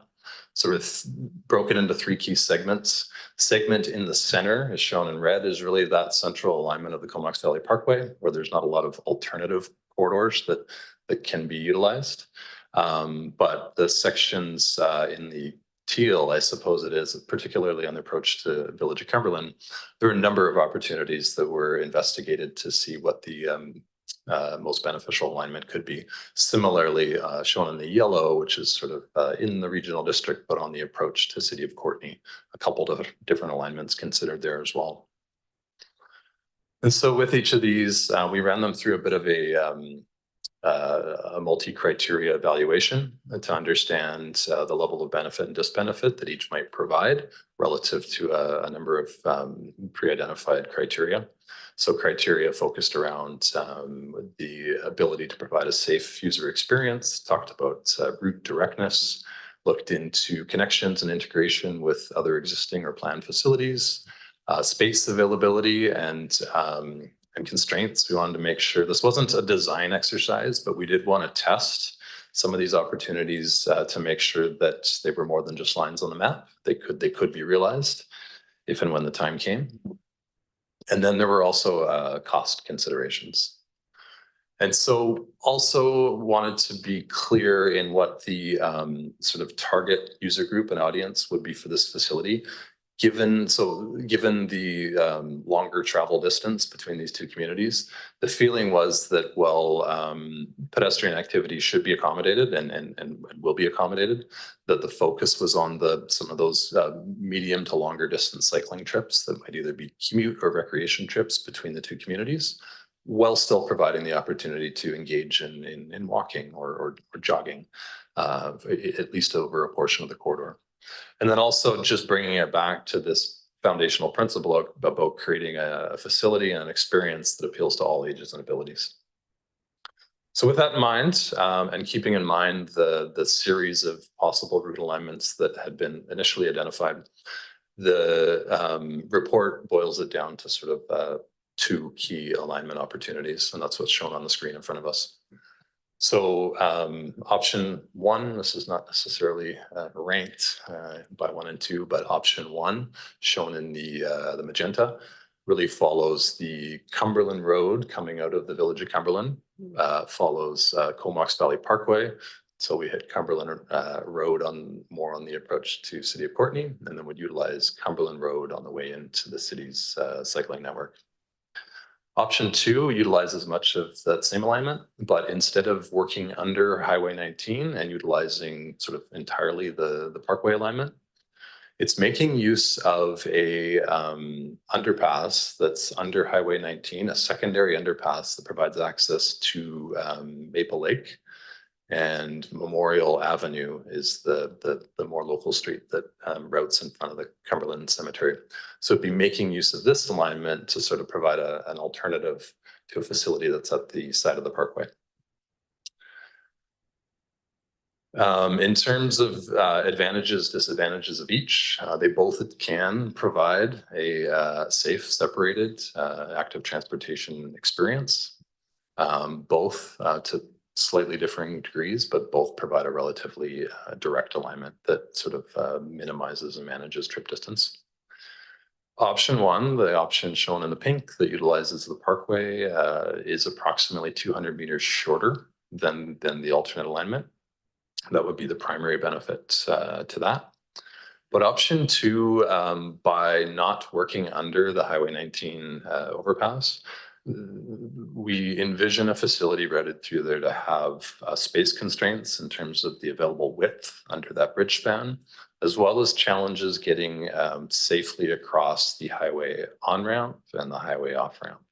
And so we've tested some design options that would move that facility preferably to the north side of still under the bridge span, but on the north side of the road, for lower speeds and lower traffic volumes on those on and off ramps, but still those crossings are going to be challenging.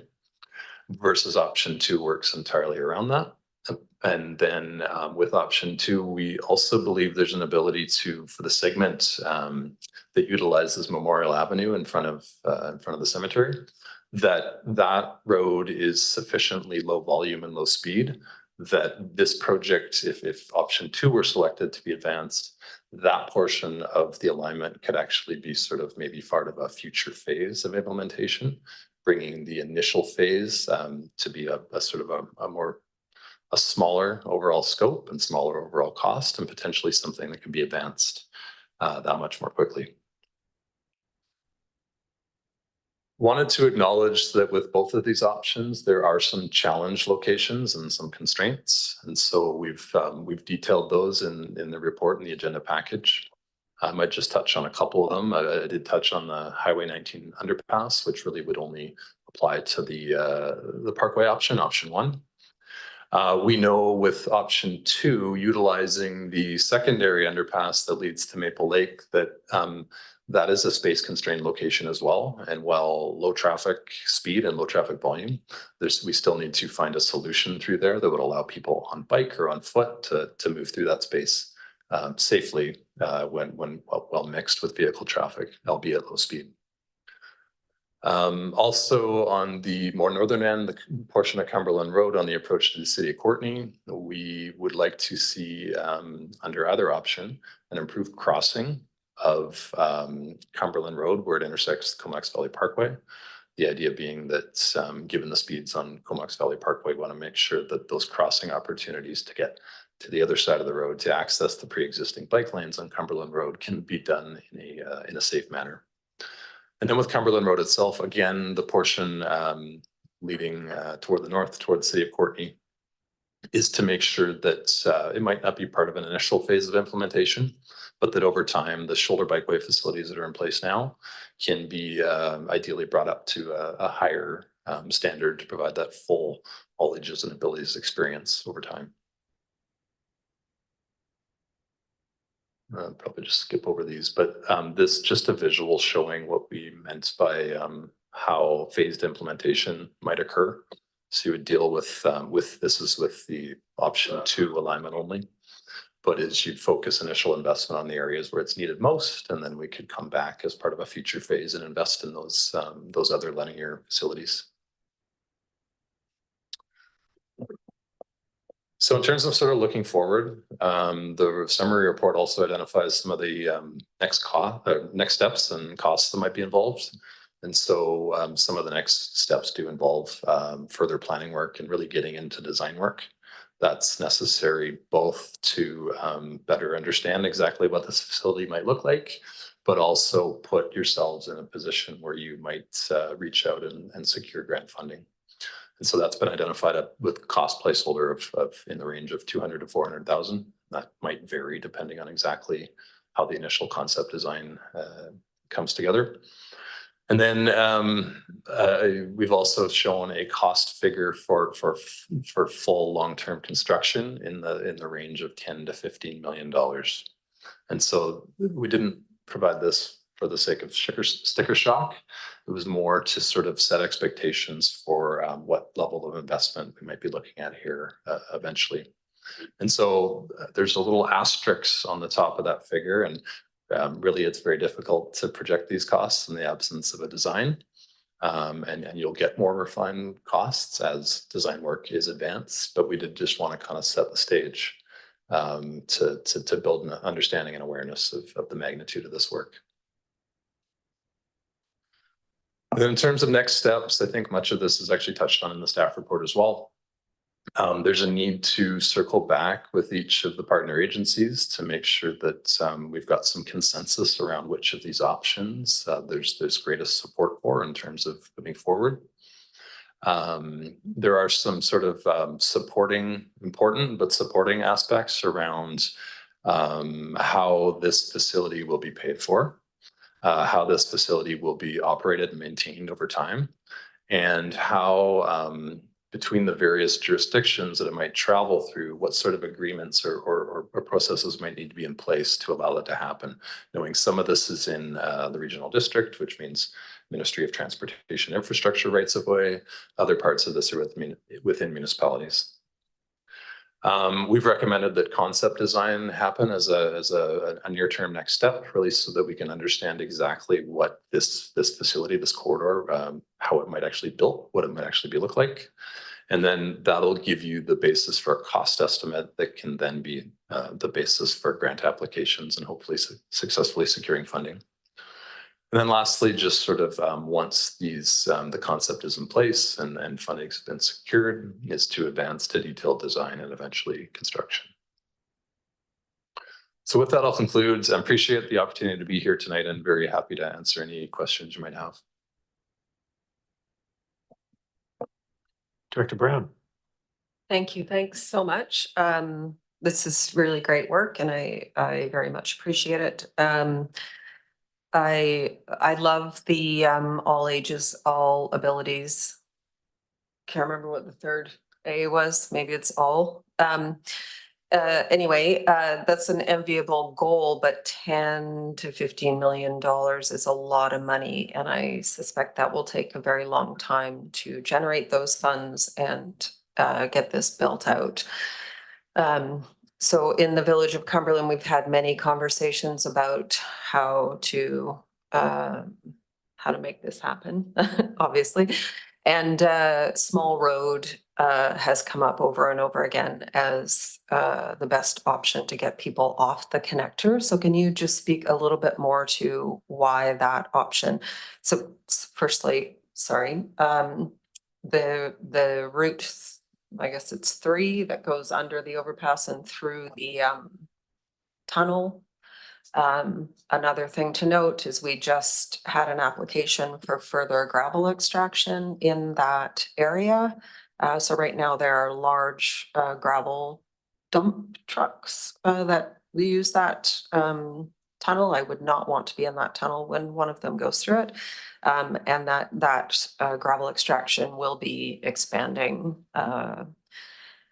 And so that's one of the considerations. And then also the other struggle I'm having with that option is that it routes us back onto the connector, right about where the death of the recent death occurred. So I'm just trying to find a way to get people off that piece of the connector, and Small Road runs right adjacent to it and almost gets us to the lights to cross onto Cumberland Road, which then I figure we can make much safer.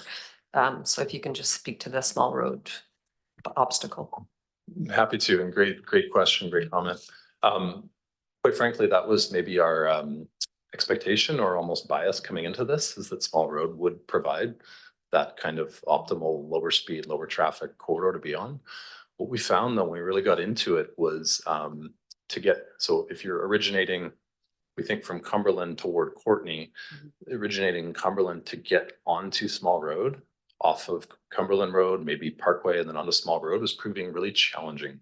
And so one of the key issues was there's not really, if you get as far down as Royston Road, you start incurring and then work your way back up to Small Road. You start incurring fairly significant additional trip distance. It's further if the destination is Courtenay.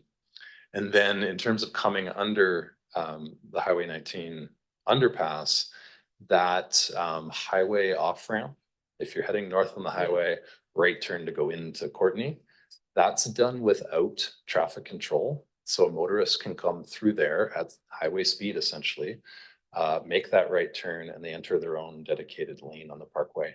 And that crossing, I don't doubt it's extremely unsafe now, today, and it's very difficult to make that better.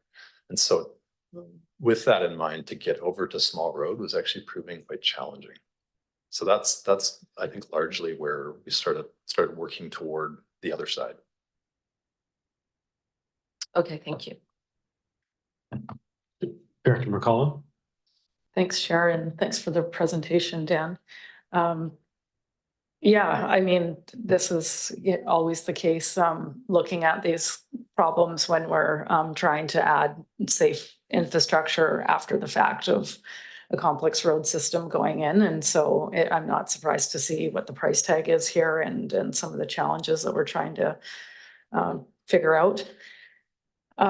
One thing I wasn't clear about in the report is that one of the challenges that's highlighted with option one is the constraint of the underpass itself and just how much room there is there. And it's my understanding that we're talking bidirectional on one side the whole way. And so it would be bidirectional under the overpass as well, of course.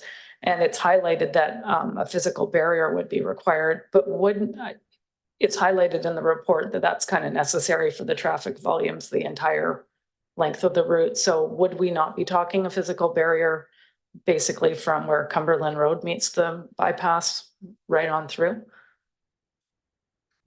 So through the chair, great question, great comment. Short answer in terms of physical barrier, yes, that would be the goal. You pointed out under the underpass, where does the space come from? And so we've sort of tested some layouts about some lane reassignment under there. They have by no means been sort of approved or endorsed by the Ministry of Transportation, who have jurisdiction over that piece of road, but some level of reassignment of laning in there would be required to achieve the space to get to the 3 or 4 meter bidirectional facility you've identified, plus provide that physical protection that's needed to feel safe in that space. Also, part of sort of that two-way alignment is currently on Cumberland Road into Village of Cumberland are buffered bike lanes on either side of the road. And so we'd highlighted Union Road as the location potentially where the Courtney-bound cyclist could cross over. That might be in the form of a roundabout or a cyclist activated signal at some point to make sure they can get safely to the north side of the road or the west side of the road where they would need to be to get into this two-directional facility. So it is fairly complicated through that section. Yeah, it seems, I mean, I noticed in the evaluation that that route is considered the least safe of any of the sections that we looked at. And it seems to me the whole point of this exercise is to improve safety. And I do have concerns about investing our energy into what appears to be the most complicated and least safe option in the list. Because the other concern I have is even with that protected barrier, there has to be sections that are unprotected where cars are crossing in and out of a bidirectional bike lane at an interchange where people are coming off the highway or entering into the highway. Just the potential for driver error in that type of design seems really likely. Yeah, I mean, I don't know if you can point to it's somewhere else where that's been done successfully, but just given that that is also a zone where we would have a lot of drivers unfamiliar with that intersection, it's not exactly a local road. Yeah, it's hard for me to kind of imagine how we could address all of that just through design. And Dan, I believe Dylan wanted to jump in here as well. Really appreciate that. Thank you, Vice Chair. I'll let Dan piggyback off of this if he has anything to add, but I do want to highlight as well that the road right-of-way, not just the concrete that is the Comox Valley Parkway, but the actual Modi right-of-way along that corridor is really incredibly wide. So when we're working with Modi, provided we get something like a license of occupation in place, they have indicated at least a cursory level of support for this alignment. And we're looking at having anywhere from 4 to 8, I believe, meters of spatial separation between not just the travel lane of the parkway and the bike lane, but the shoulder and the bike lane. So we're hoping to achieve that spatial separation to the degree necessary where physical barriers are less of a necessity, just because of that width of separation there. And then of course, you cannot widen out very much once you're underneath the highway itself. So that's where that constraint, that space constraint really comes in. So we would be looking to achieve that separation. We believe that if Memorial Way is chosen and that tunnel option is pursued, recognizing certainly there are safety concerns there, and we would need some kind of pedestrian or cyclist controlled lights to ensure that drivers, whether they're accessing Maple Lake or driving gravel trucks, are aware that cyclists may be in the tunnel. That may also provide a large amount of physical separation by removing them from the parkway. And then once they're reconnecting to the parkway further north towards Courtney, again, they're doing so separated from the actual travel lane of the parkway. Yeah, thanks for that context. And I know we're not really getting down into the specifics of costs, but it seems to me that the option one versus option two, I mean, from the limited amount of information that I have, could be an order of magnitude more costly to implement just based on the complexity of that underpass. Am I right to assume that? Thanks. Thank you. And Director Hardy. Yeah, thanks. Just a few comments. Again, the $15 million for construction costs. I'm just wondering why the CVRD would be on the hook for any of this costs of infrastructure, being that it's a Modi road. I'm just wondering, you know, why isn't it Modi that's flipping the bill for this, and why is the CVRD on the hook for some of this? Would be one comment that I have. The second one is again going back to again infrastructure, or just wondering about this particular infrastructure being developed, and wondering about the CVRD growth nodes that we have moving forward. And I look at Royston and Union Bay, for example, whereby again the need for that infrastructure to be in place for an area that the growth node is taking place. I'm just wondering why it's Cumberland and Courtney instead of Union Bay and Royston. And it's not to be combative or controversial or whatever, just again asking those questions, or again from a rural perspective, looking at the interests of the rural communities as well with regards to that type of infrastructure. Third point I got is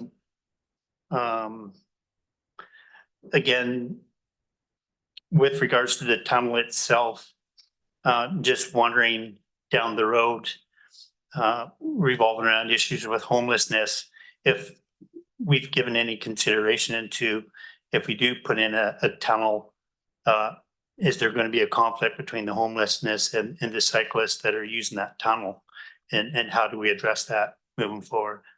Thanks. Sure, I made a few notes here, so help me out if I've missed a couple of your points. But I think on the question about the CVRD funding a project like this, I would go back to the Active Transportation Network Plan, which the CVRD had constructed, and there are 40-ish projects, 30-ish projects named in the Active Transportation Network Plan, and it really is about promoting active transportation and about building better commuting routes and routes for cyclists and improving mode share. And it's not to say that the CVRD would be funding all of those improvements. We're always looking for partnerships. We're always looking for grant opportunities. The future staff report will be looking, well, the recommendation that we are putting to the board today is that the staff will report back on funding jurisdiction maintenance, all of those different aspects that would be needed to realize something like any of the Active Transportation Network Plan projects, in this case, the Courtney-Cumberland Connector. Why other growth nodes aren't being looked at? Why is this one coming towards you today? It was one of the two highest priorities that the board put forward in terms of the Active Transportation Network Plan projects last June, sometime last summer.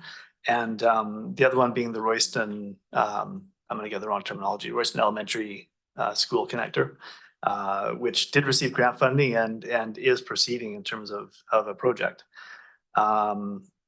And then I think lastly, your question around the tunnel and safety.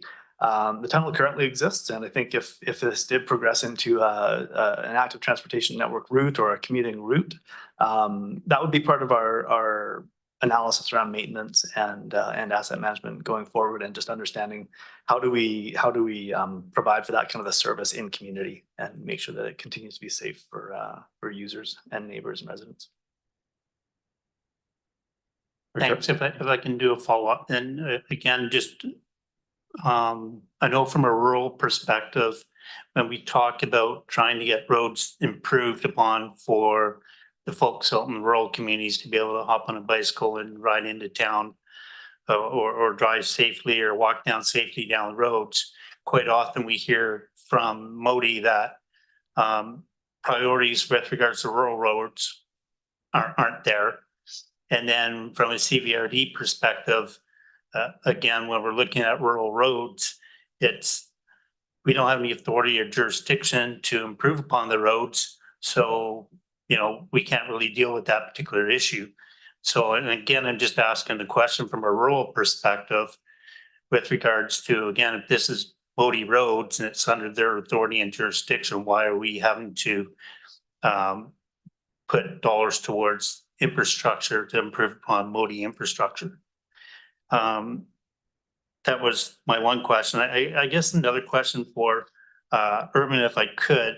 In your presentation, I didn't really see how many cyclists are going from Cumberland to Courtenay or Courtenay to Cumberland. I'm sure it's probably in there and I just maybe misread it or overlooked it. So I'm just kind of wondering again about that particular question as well. Thanks.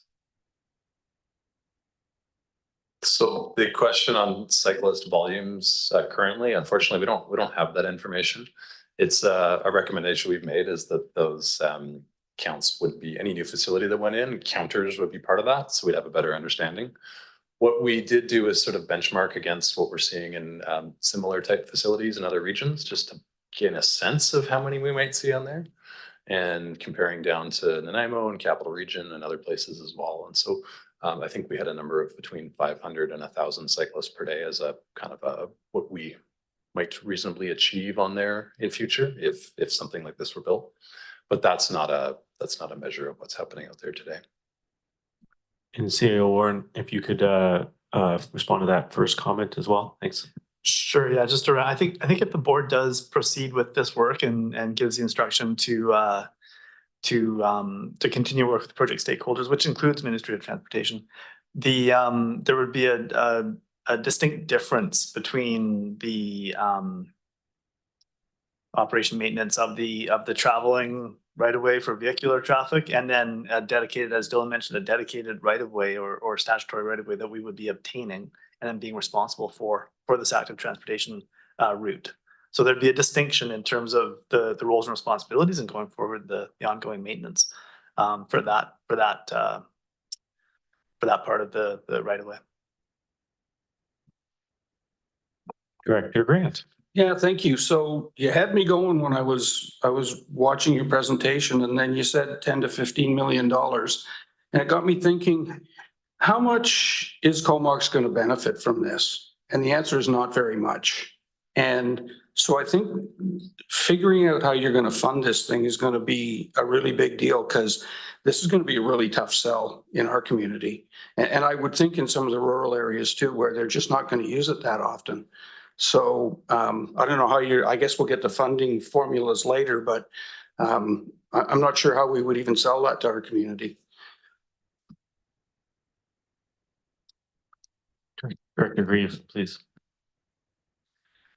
Funny you should say that. Thank you, Mr. Chair, and thank you very much for all the work here. But a couple of things. First of all, we know that the spandex bejeweled 10-speed, 12-speed speed demons, they wouldn't use this thing at all anyway. That pros would be using the bike lane on the connector. So this is basically aimed at the AAA, which I think is fantastic. I think that's what we have to do. So when we talk about one being 4,300 meters and the other one being 4,500 meters, and the fact that Small Road would add, going over the overpass, the Royston Road overpass and Grant Road and Small Road would add too much distance is really irrelevant, because it's not a speedway, it's not an expressway getting there as fast as possible, because those riders would be already using the existing infrastructure. So I'm disappointed the Small Road isn't in there. I think you've got an overpass going over the freeway. You avoid all the pinch points and you can bring it all the way down. And the other thing too is the old Crown-Zellerbach Road.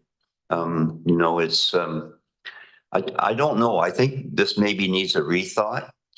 And I think Director Grant put it well in that there's very little benefit for anybody outside of Comox, or biggest pardon, outside of Cumberland and Courtenay for this.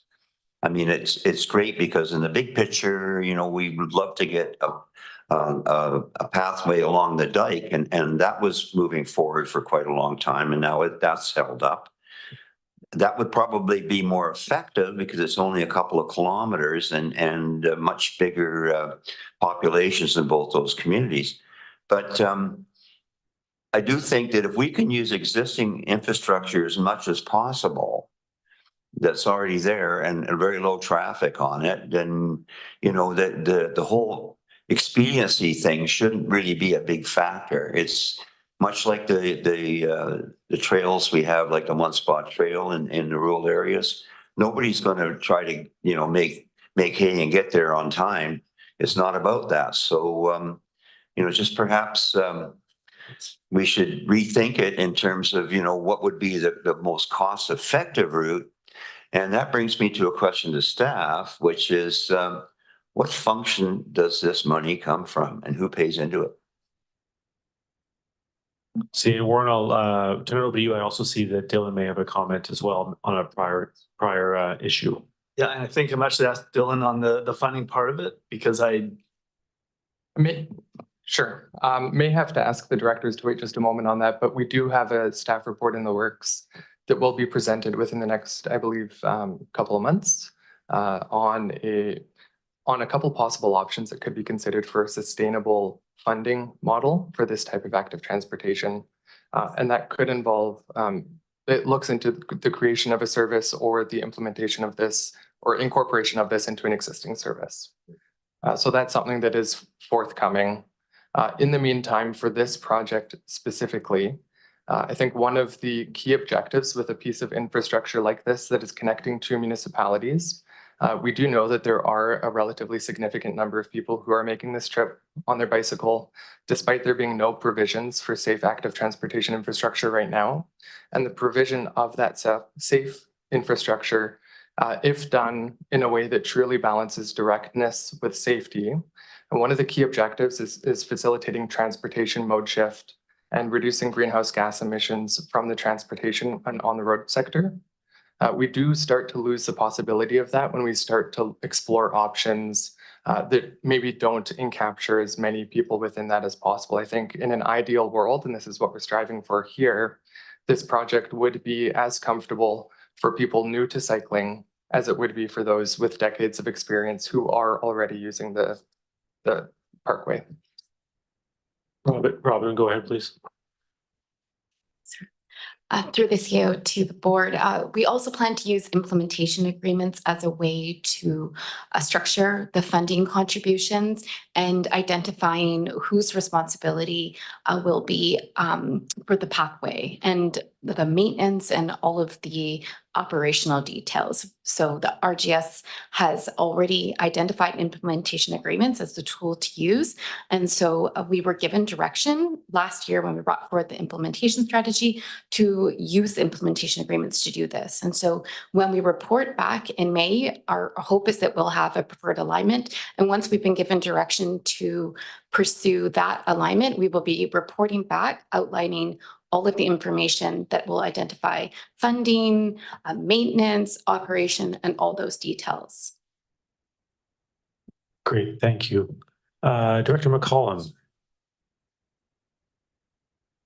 Oh, sorry, Sure. Dr. Brown. Thank you. Yeah, I think I appreciate the consideration of the board on this route. It will obviously benefit Cumberland. Cumberland, this is our #1 active travel request from our community. There are very many people who live in Cumberland who work outside of Cumberland, and there are very many people who travel to Cumberland for all kinds of amazing events and ice cream and stuff like that. So I think we'll all benefit from a safe cycling route going back and forth between those communities. I'm just wondering about next steps. So I think one of the next steps was more consultation on the route. So just wondering if this presentation would come maybe to Cumberland Council. I think that would be very helpful. And yeah, for those ongoing conversations about how we'll fund it and phase it and all that good stuff. Director McCollum. Yeah, thanks again, Chair. I guess one of the things that makes it difficult to really weigh in on these options at this point as a member of this board is that to me, option 2 makes more sense of the two on the map, but option 1 is kind of what it has been expressed as the preferred by Cumberland staff. And this is essentially, this section that we're talking about is in Cumberland. And without really understanding like what the path forward is, if this is essentially going to be, you know, broken up into pieces and implemented separately versus like funded as a region, it really changes how much agency the board has in this decision right now and how we're going to weight the input of these like stakeholders, because the Village of Cumberland is not just you know, one of the you know, parties involved, but this is essentially like their jurisdiction unless we have a different system that we're using, which we don't right now. So I'm actually even kind of struggling on you know, whether or not this is the time that we weigh in. But having said that, option the more direct route is identified in the analysis as less safe and more expensive. So it is hard for me to understand why we would advance that route other than hearing from the jurisdiction that is responsible for this part of the connection. So I don't know if staff has any comments to make on that. Sure. It sounds like we should go to someone with the term long range in his job description. Over to you, Dylan. Thank you very much. Through the CAO and the Vice Chair to Director McCollum, I appreciate those comments. I think certainly Cumberland is a priority. They're a project stakeholder, but they're also the most impacted stakeholders. So your point definitely is well made. I just want to confirm that what staff's recommendation is here today is to go from that map that had the 3 sections with the 3 colors on it to what we're seeing on the screen today. So we're not asking the directors today to pick between 1 and 2. We're asking the directors to allow staff to move forward with continuing the conversation with the Village of Cumberland staff, as well as their elected officials. We'd be happy to make a presentation to their council as well on how we maneuver that interchange, and again, focusing that conversation specifically between what you see on the map here. I believe, I don't know this for certain for the tunnel, but the highway interchange, despite being within the Village of Cumberland's boundaries, is within actually control of the ministry, as it's a numbered highway. But we would be working very closely with Village of Cumberland staff and their officials to ensure that there is regular and consistent alignment going forward with the options that we end up, or the option that we end up pursuing. Okay, that's great. So in the queue for speaking, we have Directors Hardy, Arbor, and then I have a question after that. So over to Director Hardy. Yeah, thanks. Again, I'm not trying to be combative or controversial with regards to my comments, but again, just a concern revolving around the capacity to maintain these cycling paths down the road. And the reason I bring this up is I know our last board meeting, we had a discussion revolving around the sewage drop off, and you know, none of the municipalities seem to have the capacity, the resources to address that particular situation. And I'm just bringing up the question now with regards to capacity and resources for maintaining the pathway moving forward. Again, if majority of the pathways are within the Village of Cumberland jurisdiction authority, who's flipping for that bill, I guess, at the end of the day. Thanks. Thanks for that. I think that is a big piece of that second part of the recommendation to the board today, is that we work on the funding jurisdiction maintenance considerations, and we do that with our partners so that it is well understood and well laid out where that ongoing responsibility lies, and that the capacity is built into the process. we certainly don't want to embark on something that we then find out down the road we've missed the mark in terms of the resources needed. So we want to understand what those are fully, and we're asking the board to give us that instruction today. And just to build a little bit on what Dylan was saying, like this is an iterative process. It's a complex route and network, and so it is an iterative process. And we felt it important to come to the board to present what we have found to date, and knowing that there is further work to be done, and that's what we'd be looking for the direction today. Director Arbor. Yeah, thanks. I don't think you have that in your slide, but I pulled out our long-term active transportation network priorities for the whole valley from our plan. And I guess from that perspective, I would support the comment. Well, just looking at it in a slightly different angle, but from Dr. Grieve and Mayor Brown and others that have spoken about not nixing small road yet. And part of what I'm thinking here is Cumberland Road, coming into Cumberland, is very narrow. I think that the village has looked at even putting active transportation around the fire hall, and they found out that that was difficult because it's actually a fairly narrow right of way. Whereas Dunsmuir has plenty of space. And going over the pass, another route that we're looking in our long-term active transportation plan is to Royston. And so why invest twice? Are we going to invest on Cumberland Road and on Dunsmuir? Like, you could actually get a head start on the costing of the future projects in 30 years by bringing it to Highway 19 on Dunsmuir, cutting into Small Road. And as Dr. McCollum says, I think everyone acknowledges that's probably the route that has the most safety at this point. We heard from Mayor Brown that the other one with the tunnel is likely to see a lot of gravel trucks in the future potentially, and whereas the other one is a massive right of way, so I think I would show support for not nixing the small road option at this point. As you said, you were leaning to that at the beginning. It's probably the most probable. It has some challenges, but what I heard today is the other two routes equally have some significant challenges. The underpass to me is quite scary. I drive there quite often, and I don't know how you'll squeeze it in, as you aptly said earlier. So yeah, I would support those comments from earlier from Dr. Grieve and Brown and others. One quick question, perhaps to you, Dan. Last week at this time, we were meeting here and talking about a tourism plan for the Comox Valley.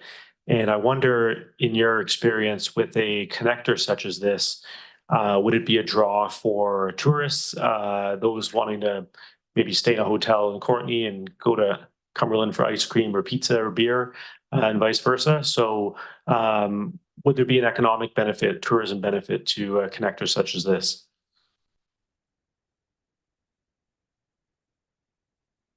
Thanks. Great comment. Our feeling is absolutely yes. I think you look around the island or even look into the Okanagan and other communities that have done similar type trail facilities. You see it on the Kettle Valley in the Okanagan. You see it out the west coast, Tofino to Ucluelet, almost Ucluelet now.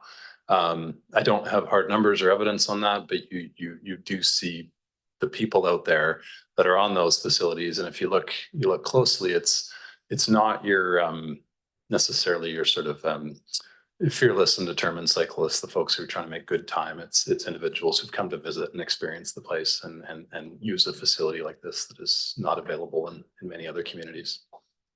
Great, thank you. Thanks for that. Okay, so we're still on receipt. Any other discussion? Oh, Robin, yeah. Almost the last comment. Go ahead.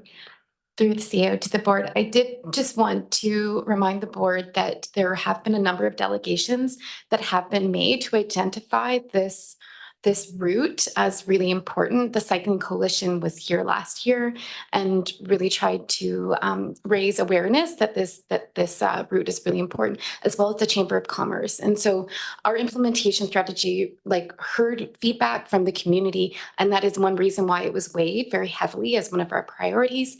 And I also did just want to mention that building active transportation infrastructure in Ministry of Transportation right-of-ways is really complicated, and we're trying to do that work. We know it's important to encourage the mode shift. We know it's important to reduce GHGs in our community. So while we're trying to, muddle our way through all of this, we're trying to ensure that we are addressing climate crisis as one of our strategic drivers. And we do intend to report back on all of those really complicated, challenging implementation constraints. Great, thanks for that. That brought up another comment. Director Arbor. Yeah, thanks. And in all that, sorry, maybe I missed the meeting. I don't think I did, but we forgot to celebrate our recent announcements around our first two projects, Arden School and around Royston School, that were funded. So it's nice that out of our 40 projects, a couple are already underway. And I think in both of those instances, figuring out the funding piece, we did. And I think it's fair. Comox is not paying into either of those projects. And so I think for some of the larger regional projects, I know we're still looking at Comox Road and other things in the long term. It's more money, but I'm quite confident the board will figure out the funding formula for all 40 projects over time. Great, thanks for that. Okay, so still on receipt, maybe a final call for any questions or comments. Okay, anyone opposed to receipt? Okay, motion carries. Okay, moved by Director Hillian, seconded by Director Grant. Director Hillian, would you like to speak to the recommendation? Okay, perfect. Any discussion on the recommendation? It's in the agenda under item 9 here. Okay, all those in favor? Anyone opposed? Motion carries. All right. So let's move on to number 10, and we'll be taking a break likely shortly here for dinner. Sure. Could we, if it's okay with the board, let's just move to number 11. We'll come back to number 10, if that's okay. And we have some guests in the room here for number 11, and then we'll do that and then probably take a break. Anyone, what's that general plan? Okay, perfect. Okay, so number 11, the 2024 Homelessness Support Service Coalition funding. And we have a motion to move this for receipt by Director Hillian, seconded by Director Grieve, and over to staff. Thank you, Mr. Chair. Pleased to introduce Michelle Hebert, our social planning coordinator, and Lisa Patrick, our manager of community development and resilience, to introduce the staff report. And Lisa, I'm going to turn the microphone over to you to more properly introduce Michelle. And then I believe it's Michelle that will be doing the presentation. So, Lisa. Good evening through the chair to the directors. As James said, we have here tonight for the first time in front of the board our new social planning coordinator, Michelle Hebert. And Michelle has been with us for pretty much exactly 3 months now, and has been working to orient herself with our community, meeting with some of our local organizations to start the conversation in terms of what are some of the gaps that they are experiencing. She's been working with the team through the Community Health Network on the poverty reduction strategy, and then as well supporting staff on the homelessness support service recommendations that you'll see tonight, but also on the 3 initiatives that we are working with that she will briefly mention. So I'm going to pass it over to Michelle.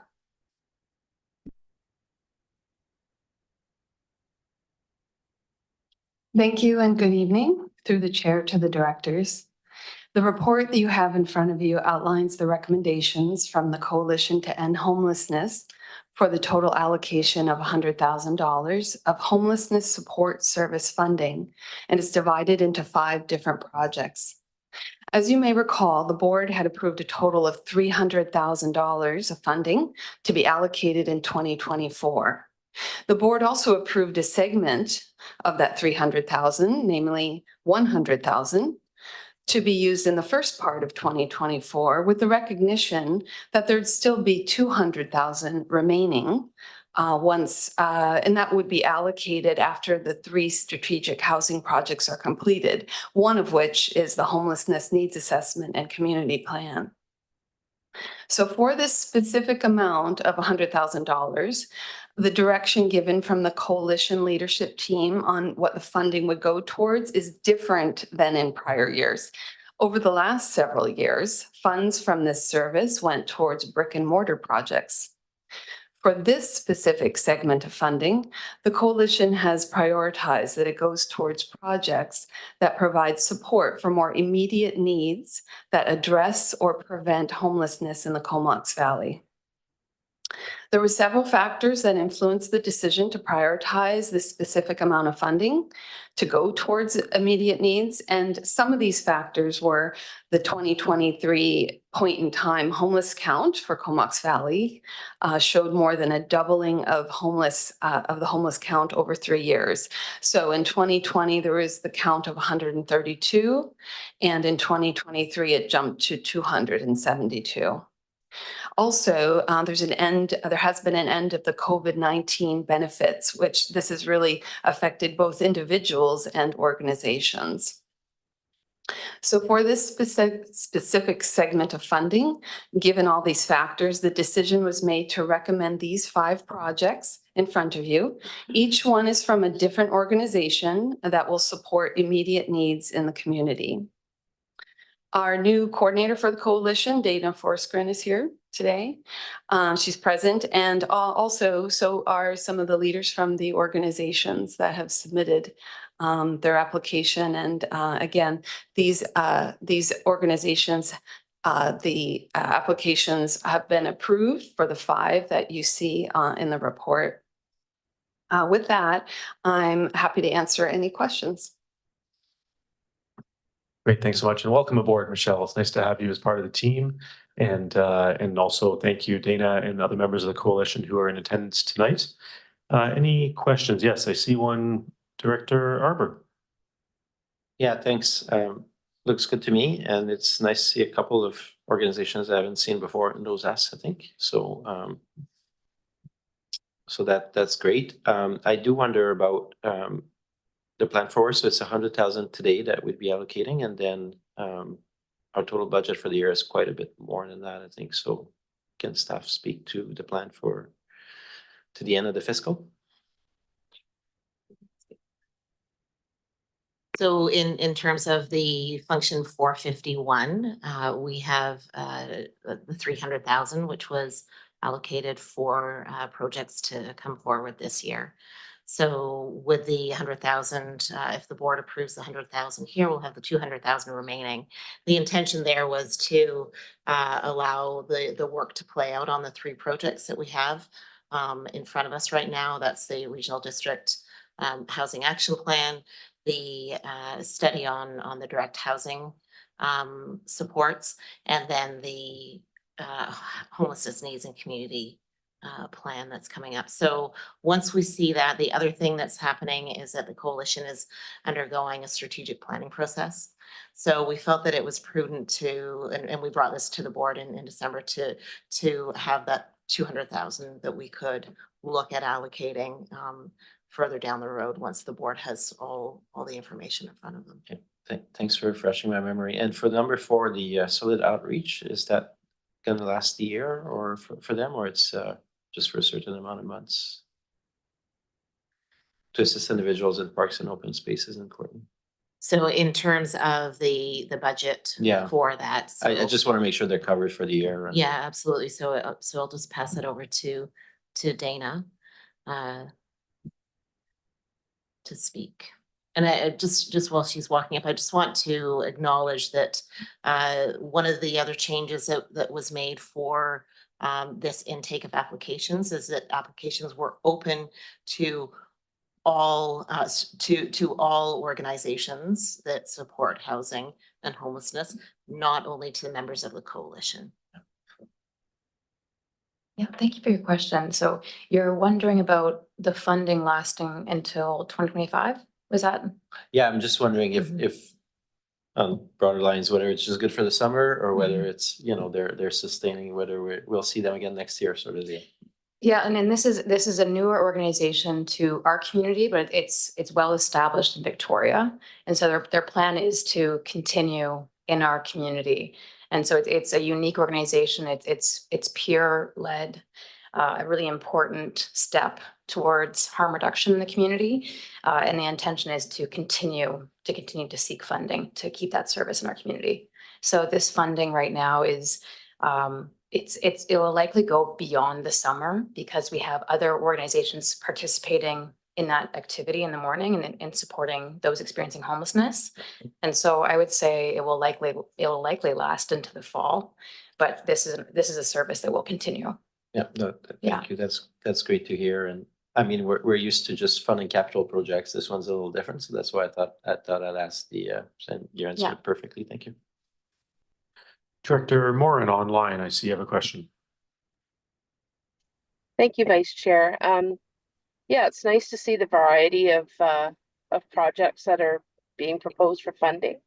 I did also have a question about the solid outreach and wondered if there might be a possibility for them to present to talk about, because they are a new organization in town, and just a little bit about what they do. Obviously, it's not tied to the funding, but just for our own information. And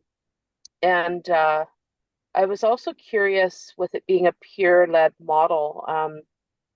So the kind of administration would take place from the Victoria location, and they would work with local peers. And I guess my other question was around, I was doing actually some reading on the weekend about peer-led models and how successful they are.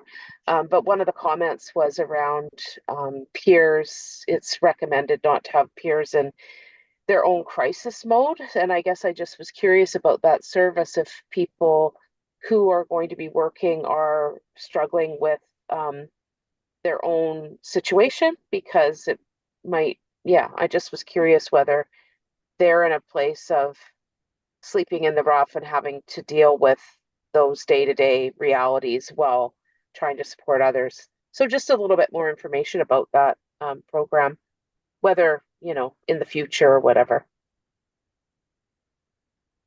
So I'll let Tasia McLucky come up to speak with you a little bit more about solid outreach and answer your question.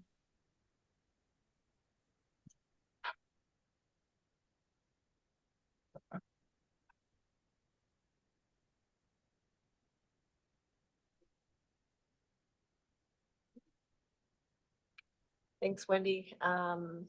I just want to sorry, this happened last time too. I just want to break down your comments and the questions, and just to make sure that I have them clear. I'm happy to do a presentation in regards to who Solid is. They've been operating since 2006. They are an entirely peer-led organization that provides outreach services to their community in the downtown area of Victoria. They are within employing 100 people, 60 full-time employees, around 40 volunteers, and are fully operational and in partnership with Island Health. They run safe inhalation sites around Pandora Avenue, and have recently moved into their fixed location that is also partnered with Island Health, their ACT teams, and the ICM outreach teams in the same building as the safe injection site. So that's a quick run through. Mm-hmm.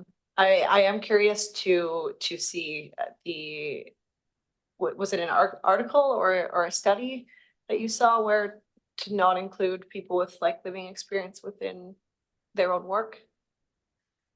I actually emailed it out to some folks, but I couldn't locate Dana's email address on the weekend. I sent it to Betty Tate and Chris and a few other people, but no, it was very, very positive about peer-led models. That wasn't it at all. There was just one cautionary piece around people who are in survival mode themselves, that is not necessarily the ideal. If they're having to deal with their own, packing up things and all that kind of stuff. Anyway, I don't want to get into the weeds, but that question can be answered another time. It's really not related to the recommendation per se. It was just around my curiosity of this model because it's new in town. Thanks. Yeah, thanks. I would, again, I would love to see what the actual comments were around that. I think you make an important point about, including the expertise of those in their own lives. And that is one of the most positive things about working as someone myself with lived experience. And, life happens to me as well. But that doesn't mean that I can't suit up for my job. I believe that some of the volunteers currently, although they may be living unhoused or precariously housed, are actually doing the work anyways. And what we're providing is a space to do it in a constructive way and in support of their peers and have them have meaningful employment that pays them a living wage in order for them to improve their lives and to continue moving forward. And have the possibility of housing. Great, thanks. Thanks so much for those comments and for providing your personal experience as well. I see another question here from Director Hardy. Yeah, thanks. I'm totally supportive of moving forward on improving the projects. I did have a question regarding the situation table and just wondering how much involvement did the situation table have with regards to these organizations that are working towards these projects and getting funding for? No, just the person we should ask. Yeah, no, good question. And, it is, the situation table is still relatively new, and we're always welcoming new agencies into these conversations to collaboratively support people at high risk in the community. So for those who are very, predominantly involved at the situation table, Woodshade Friendship Center is one of our top referrers at the table. And Dawn Homelessness is one of the top collaborators in that support planning process. So I would say that Solid Outreach will most definitely be a partner at the table moving forward. But we do not regularly have interaction with North Island Rent Bank or with the Comox Bay Care Society yet. Oh. So again, going back to the situation table, then how much capacity or resources from your organization are distributed or go towards these organizations that are hopefully receiving funding for the project moving forward here? So I don't think that any of the funding from the HSS is going directly towards the situation table itself. These projects are specific to supporting those experiencing homelessness. So that is separate from this. Mm-hmm. So again, just trying to get clarity, how much time and effort does the situation table put towards helping out these organizations? Again, just trying to find out how much work you put towards it, how much resources your organization does to help these organizations out, I guess, at the end of the day. And sorry, can you clarify, are you speaking about the situation table or the Coalition to End Homelessness situation table? So I mean, every organization that comes is coming on a bi-weekly basis. So they can either present referrals or be a part of a collaborative effort in supporting those individuals at high risk. This is every 2 weeks on a Tuesday morning. We meet for 2 hours. Often it's less time. It's very actionable. It's we really get right to the point. But it is regular support. In many communities, it's actually weekly. For our community, it's bi-weekly. You're welcome. Next time you come to the board, Dana, we'll have to get you a couple of hats to take on and off situation table, coalition, that. That's great. Thank you. Great questions. Any other questions before we vote on receipt? Okay, and this is a vote of Courtney, Cumberland, and areas A, B, and C. Anyone opposed to receipt of this report? Great. Okay, motion carries. Okay, recommendation moved by Director Hillian and seconded by Director Grant. And any discussion on the recommendations? Director Hill, please. Thanks, Chair. I just want to point out that we've had a major announcement from BC Housing that there'll be new facilities built in the community that will hopefully address the challenge we have here to some extent. But those facilities are still a year away, so it's all the more crucial that we provide the on-the-ground supports to people who are still on the streets and without accommodation. And I think that's why these recommendations are particularly appropriate at this time, and hope everybody will support them. Thanks. Yeah, great comment, Director Hillian. With the capital funding coming from other sources, helping these organizations definitely makes a lot of sense. So any other discussion on this? Okay, we have a motion on the floor to approve these 5 projects. Those amounts up to $100,000. And again, that's a vote for Courtney, Cumberland, and areas A, B, and C. All those in favor? Anyone opposed? Motion carries. Okay, well now it's right on the dot, 6:30. We'll take a 15-minute recess till 6:45. Thanks, everyone.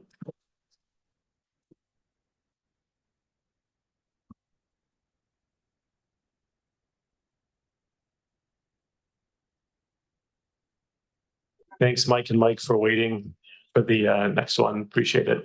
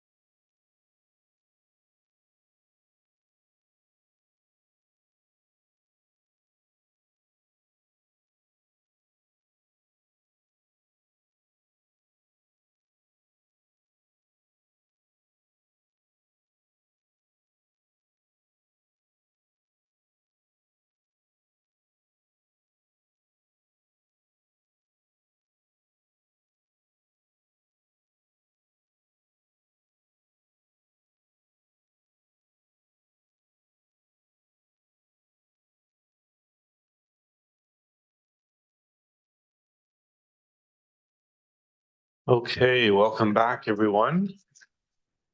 Going back to item F10, that's the 2024 corporate energy and emissions update. Could I have a motion for receipt? Hillian and Grant, and over to staff. Thank you, Mr. Chair. Please introduce Mike Barnard and Mike Zabarski, who have been patiently waiting for this this agenda item.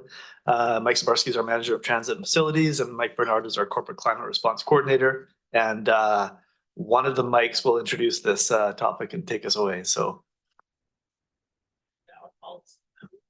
Mike Zabarski.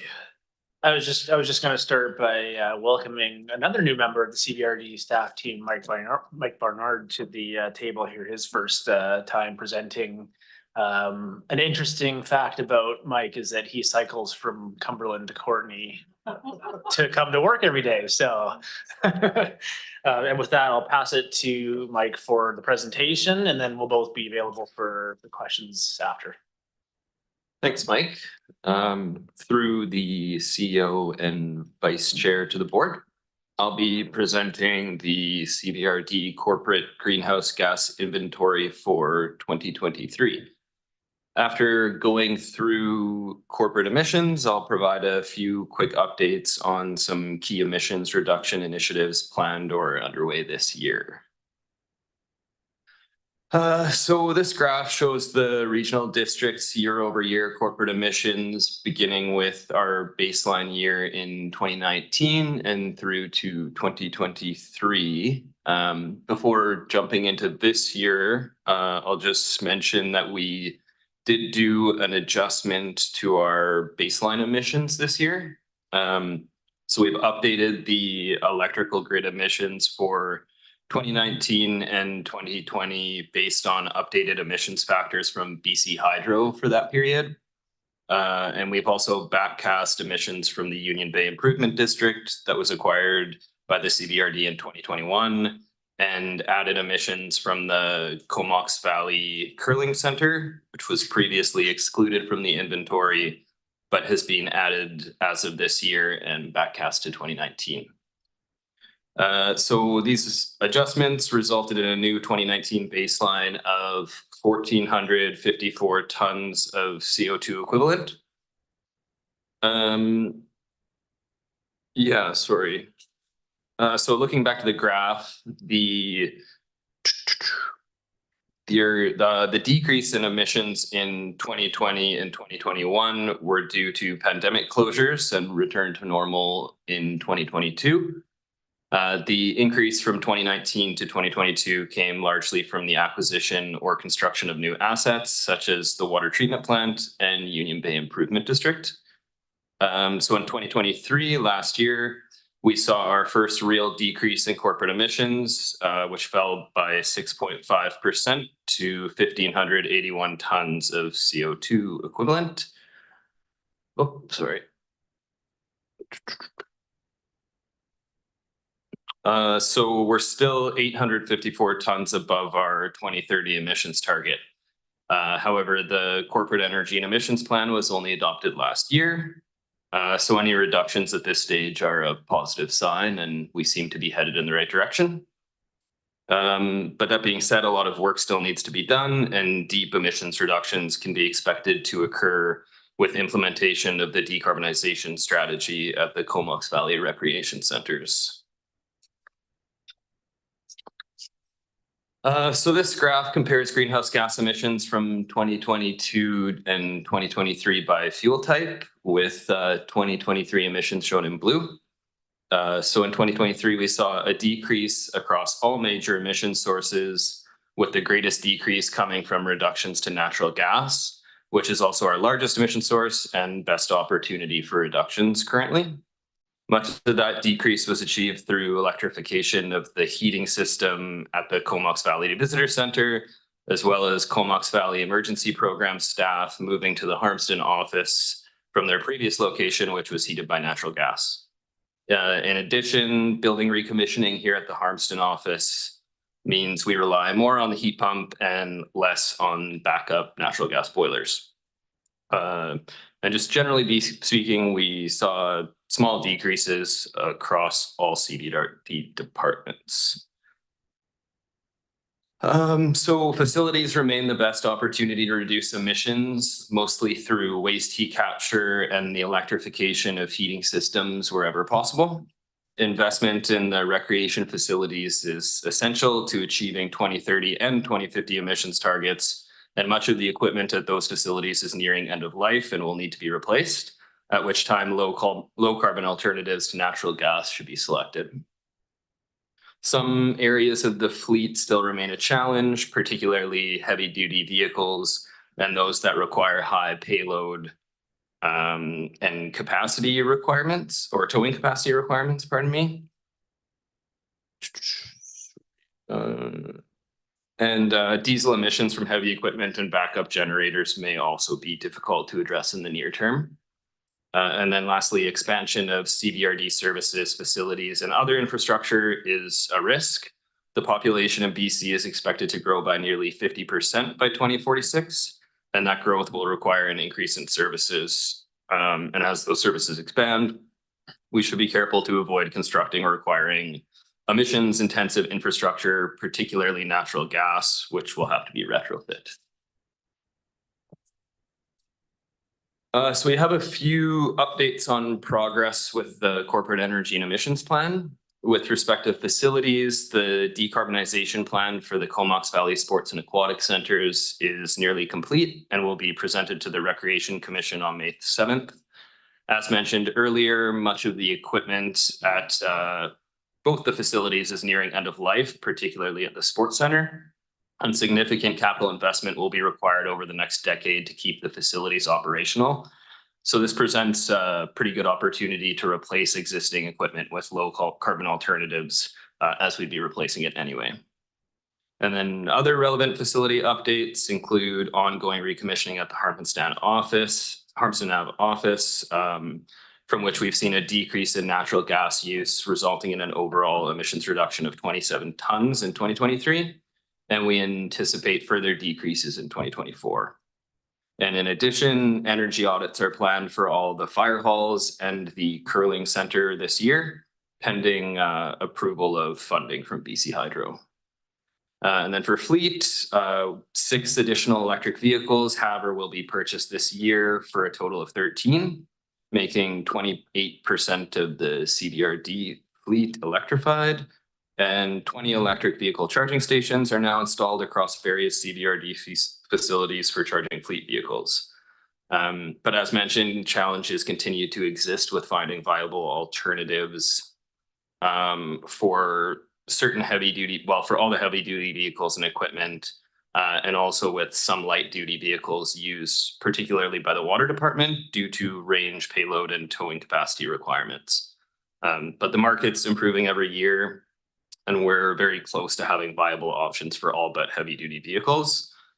The water department has purchased an electric cargo van to test over the next year to see if it can meet their operational needs. And we plan to look at early replacement of any gasoline vehicles purchased this year by 2029.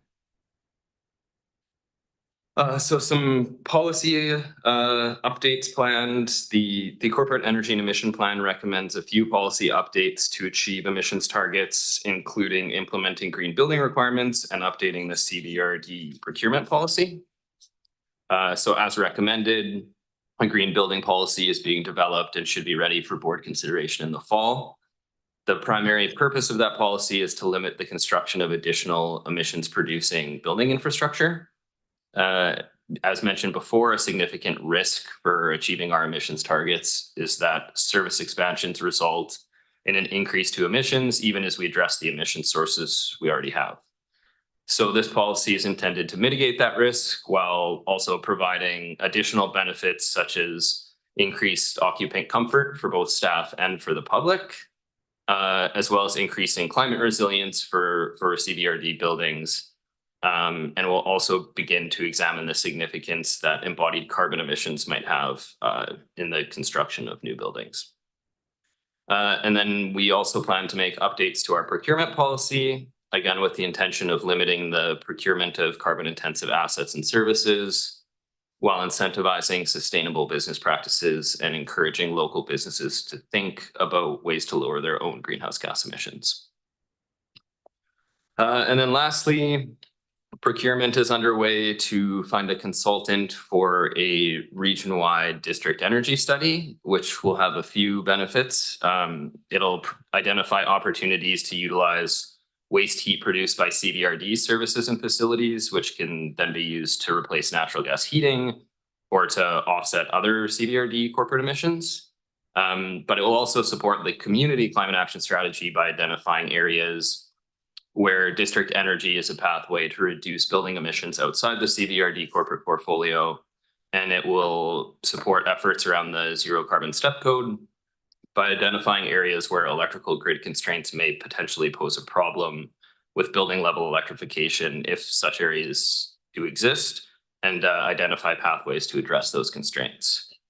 And then a carbon sequestration study is also planned for this year to identify areas where the CVRD can preserve or increase carbon sequestration in local forests and other natural areas. While we're working hard at reducing corporate emissions, we recognize that that's going to take time. And so in the meantime, we'll be producing greenhouse gases over the next several decades. So while we're looking at natural carbon sequestration opportunities to neutralize or offset those emissions. And further to that, the corporate energy emissions plan notes that we'll likely be unable to achieve 100% emission reductions, and that any remaining emissions will have to be offset or neutralized in order to achieve net zero. So I will leave it at that and happy to answer any questions. All right, Director Arbor. Yeah, thanks. I think we've come a long way along with the rest of the world, but 2018 we're happy to buy $2 a ton carbon products from India, and now we actually have a real plan in place to actually reduce our emissions. And on the carbon credit side, look at credits closer to home, which will be a lot more expensive than $2 a ton. So yeah, thanks and welcome and good work. I guess my frustration with the report was we worked so hard the last 2 years, a bunch of directors at this table, to look at our emissions systemically, like across our entire system. And I remember the last reports, we did add the transit ones, and we had waste management. Waste management is definitely under our corporations, and we know that's the majority of our emissions comes from methane and flaring at the landfill, and and then in terms of BC Transit fleet, again, so to me, this report does not provide a comprehensive picture of where we spend money. The reason why I think it's important is because the board is going to face some significant choices in where we invest our resources. And at the end of the day, when it comes to greenhouse gas emission, is how much carbon reduction do we get per dollar?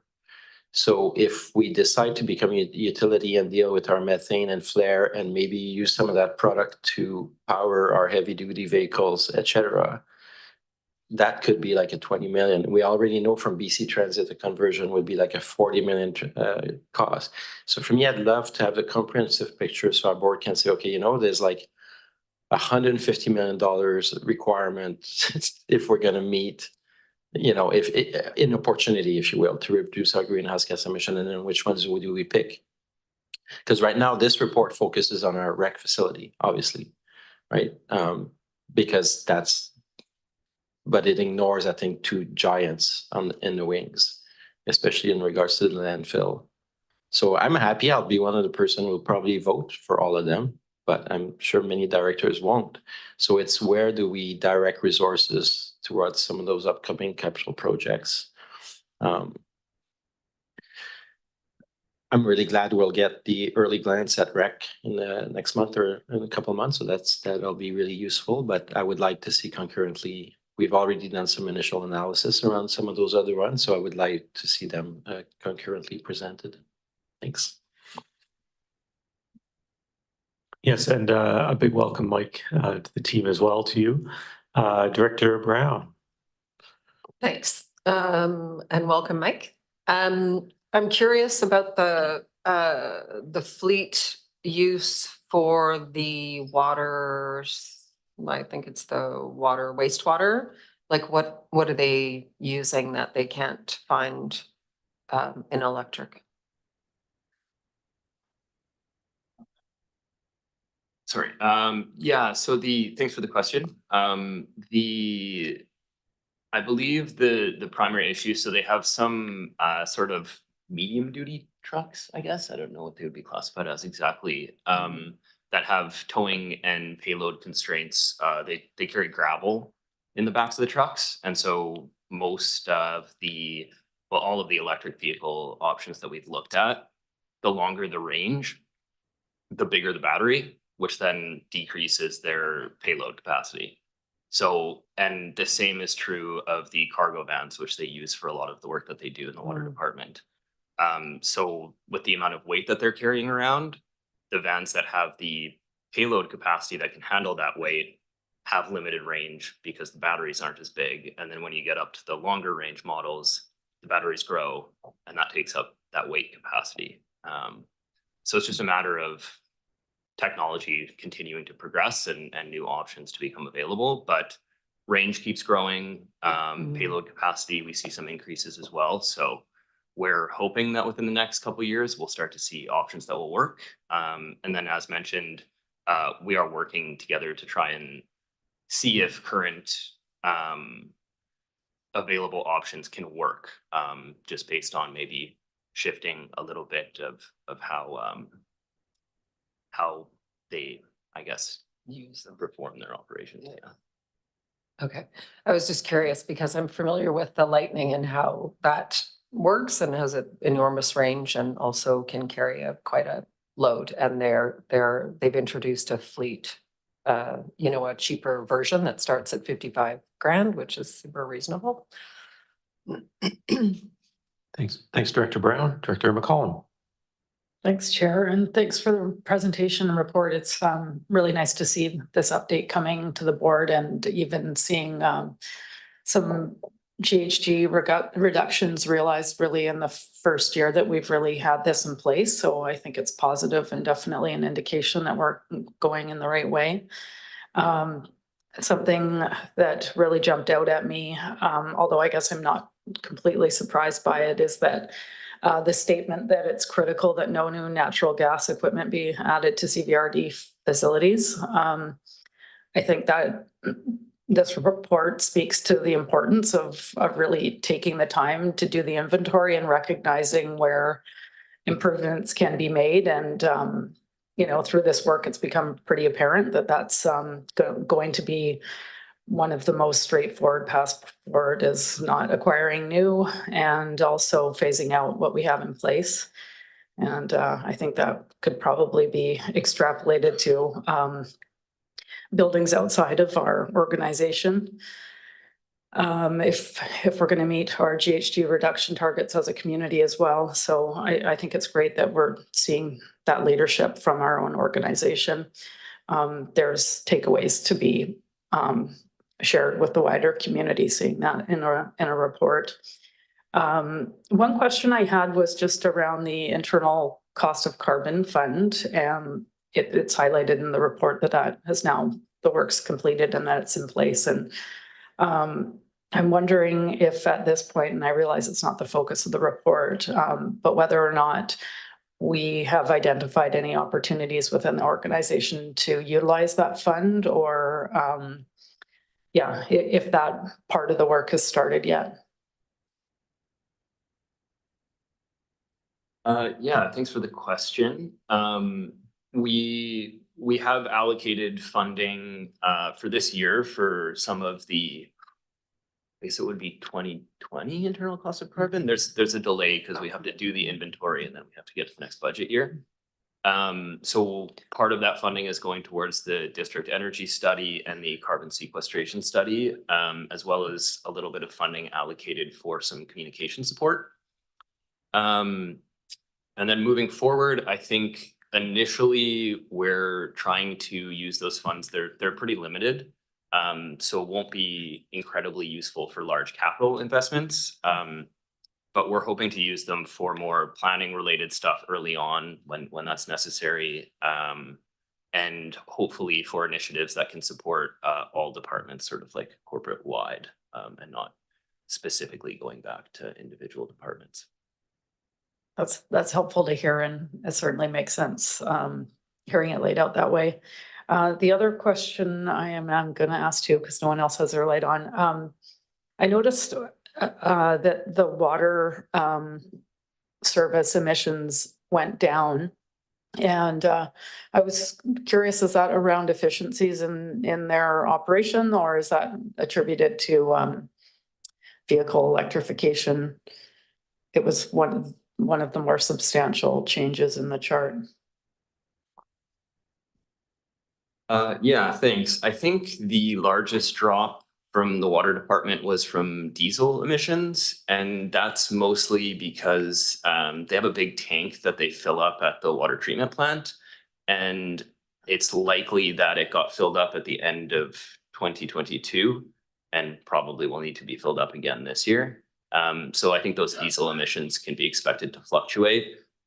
We haven't done anything at this point to mitigate emissions from backup generators for diesel. Yeah. Director Grieve. Thank you, Mr. Chair. So we have Mike and Mike. We have Mark and Mark in Parks. Maybe somebody should talk to the HR department about this. You know, is it a trend? I'm not sure. No. Just kidding. You know, Ursula von der Leyen from the European Union said about climate change that she prefers progress to perfection. And we heard that at the ABIC convention a couple of weekends ago. We had Diane Stevenson from BC Hydro and Doug St. John from Fortis. And it's funny to see them in the same room, you know, taking questions together, because they obviously are seeing themselves as partners in moving forward on decarbonization. Some of the things they brought forward are pretty interesting.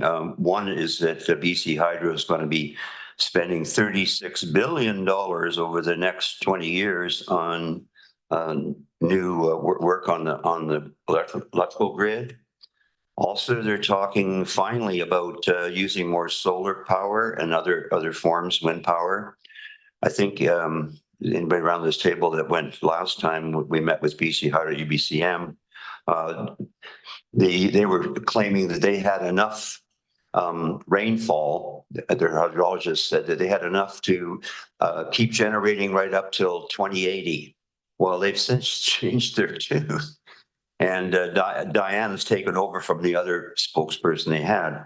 But what was interesting is that, you know, first of all, conservation and efficiencies is the best way to inch forward on some of this stuff.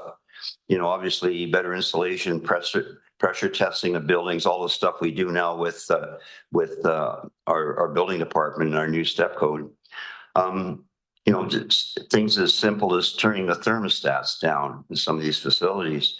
And also Doug from Fortis, interesting is that Fortis in BC, their business is 83% electricity. Here on the island, we think it's all gas, but only 17% of their business is gas. But they're talking about even retrofitting a lot of the existing technologies, the higher efficiency stuff for some of the newer gas-powered heating equipment. Of course, you know, everybody's moving towards the electrical part, but I think that what has to be done is that what did she say? Oh, yeah, Diana said, you know, we have to keep an open mind. This was when the wrap up. There are new technologies. It's not all or nothing. It's everything. Well, let's not let ideologies get in the way of again, like the Ursula von der Leyen thing, about get in the way of progress. We have to be open. We have to try things. If they don't work, we try something else. So small changes make a big difference in the end. So I think that, you know, when we look at this, we're not alone. Obviously, we're just little ants in the carbon production world of that exists today. I think I said that I read in the Economist magazine that over the last 20 years, that China's produced enough concrete to pave the entire country of England from coast to coast. So things like that are going to make a big difference if they can decarbonize those things. Shipping is a big one, of course. So we can do what we can do, and I am heartened to hear that our equipment is nearing the end of its natural life. So it's a really good time to change the technology out now. But it's going to be a long slog. It's not going to happen overnight. Director, may I ask you a question about the report itself? The report. Well, I'm actually saying that I'm quite taken by the report. I think it's quite realistic. So I'm just making a comment.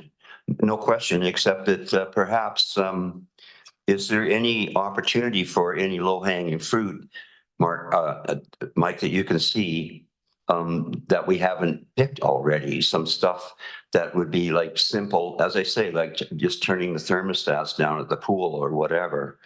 That would translate into some savings in the short term. Yeah, thanks for that question. I know the staff at both facilities are already doing LED lighting retrofits throughout both, which tends to be pretty quick payback and relatively inexpensive, as well as recommissioning, which has been budgeted for this year, I believe, and that would then identify measures to like low or zero cost measures to reduce energy use and thus emissions.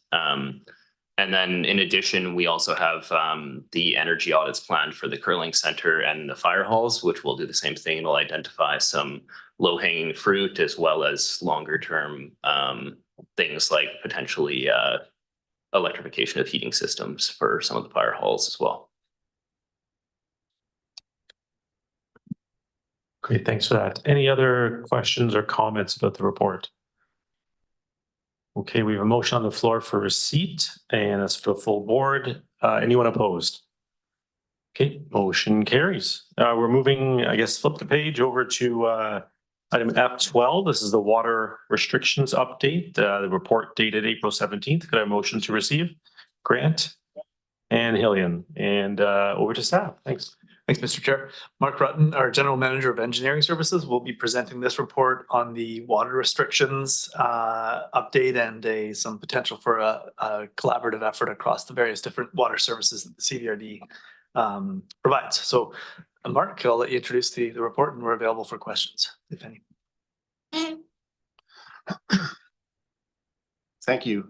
Through the CAO and through the chair, earlier this month, each of the electoral area services, the Black Creek, Oyster Bay, and the Water Committee considered a staff report which focused on whether or not the CVRD should tie water restrictions to provincial drought levels. The report included a presentation of how other local governments were dealing with the same issue, and also included discussion on the benefits of water meters. Today's staff report summarizes the feedback that was received from those meetings and makes some recommendations for how to move forward. Although feedback from the committees was somewhat mixed, there was general support for some of the options presented in the report. There was support for implementing a standing item on agendas over the summer months, where the committee could consider what the current provincial drought restrictions were compared to the water restrictions that were in place. So providing that monthly opportunity for some consideration of where the water system was compared to where the province was. Another recommendation is to improve consistency of water restrictions and communications across messaging on all CVRD water systems. So we do have some consistency, but it's not perfect. So that makes our messaging difficult when there's a radio ad. People from all across the region will hear it, but it only applies to one area. So we could be doing a better job there. And also we saw some really good map-based communication from some of the other local governments websites that we reviewed. And then the final topic was on water metering, where the report recommends that. Well, this was of great interest to the water committee. They saw the benefits and wanted to better understand how it could be implemented. But the staff report that's in front of you today recommends that work be continued as part of water master planning, and that will be reported out later in the year. So I'm happy to answer any questions you might have, and the report does make a recommendation. Thanks, Mark. Any questions? Okay, sure. Did you want to ask that now, Director Grieve? Perfect, okay. Oh, Director Morin, please go ahead.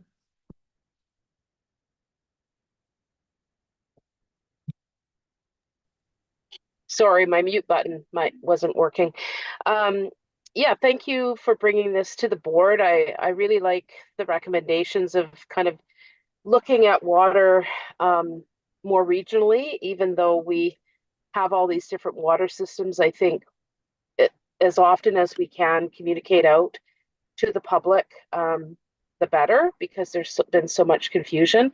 I know we did have just a brief chat with Courtney around water metering, kind of an informal chat, and staff did say that our Water Smart Action Plan is coming back to us fairly soon, and water metering is in that plan, and of course we'll be looking at ways of funding it. So I just wanted to say that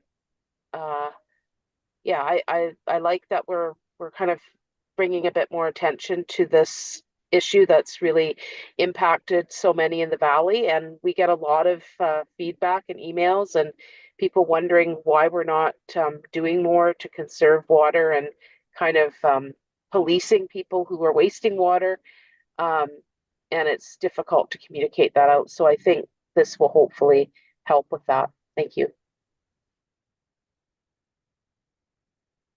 Any other comments or questions? Can we have a motion for receipt on the floor? Anyone opposed? Okay, motion carries. Would anyone like to move one of the recommendations? Okay, Grieve and Hillian, and Director Grieve, you're up. Okay, a question through the staff. Being that recommendation 1 includes the Black Creek Oyster Bay Services Committee, and the Electoral Area Services Committee, and the Water Committee, and it's a direction to staff from the board. One thing, it doesn't say anywhere on item 12 who gets to vote, and I would put it that the Black Creek Oyster Bay Service isn't here to vote because Director Rice is not here. So would this not be better to be sent back to the appropriate committee? This seems to be procedurally incorrect. Thanks. And apologies, the agenda cover should include the voting on this one. This would be a corporate vote, 1 person, 1 vote. And I would suggest that the recommendation to have staff be directed to do those actions, it comes from the various committees, and it was collated here. As Mark mentioned, we had these conversations at the different committees over the past couple of weeks. And this would be instruction to staff to build the agendas in such a way that includes the drought level update and gives opportunity for further consideration on water restrictions. And I guess I would just lastly say that the committees are the responsibility of the board in determining the formation of those committees. So the board, if you want, could refer this to the committees, although it has been to the committees already and did come here in a collective effort. Then should not Director Rice have had the opportunity to vote on this, or is it strictly the Comox Valley Regional District telling the Black Creek Oyster Bay District? Most often he is invited to attend meetings. We may have missed one on this instance, although this is a board decision. It was considered at the committee level and it was referred to the board. So it's a 1 person, 1 vote? It is. Okay, I don't mean to be pernickety, but it is a point of order. Thanks for that and your attention to detail, Director Grieve. Any other comments or questions on recommendation number 1? All those in favor? Anyone opposed? Motion carries. Recommendation 2 is moved by Hillian, seconded by McCollum. Any discussion?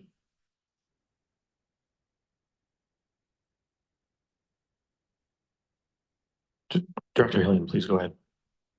Thanks, Chair. I just want to clarify, Director Morin indicated that Courtney's Water Smart plan is going to be reported on in the next year or so, and that water meters will be discussed in that. I just want to make it clear that no decision has been made. It's obviously a process where consideration will be given, but I don't want us to send the message to the community that this has already been decided. As important as it is, I think it's something that warrants full discussion in an open process with the related plans on the table that help to inform the discussion. Thanks. And Director Hardy. Yeah, thanks. It's just a follow-up to Director Hillian's comment there regarding the city of Courtney and them going about developing their water strategy program and whether water metering is involved in that process. And I'm just kind of wondering if we're putting the cart before the horse here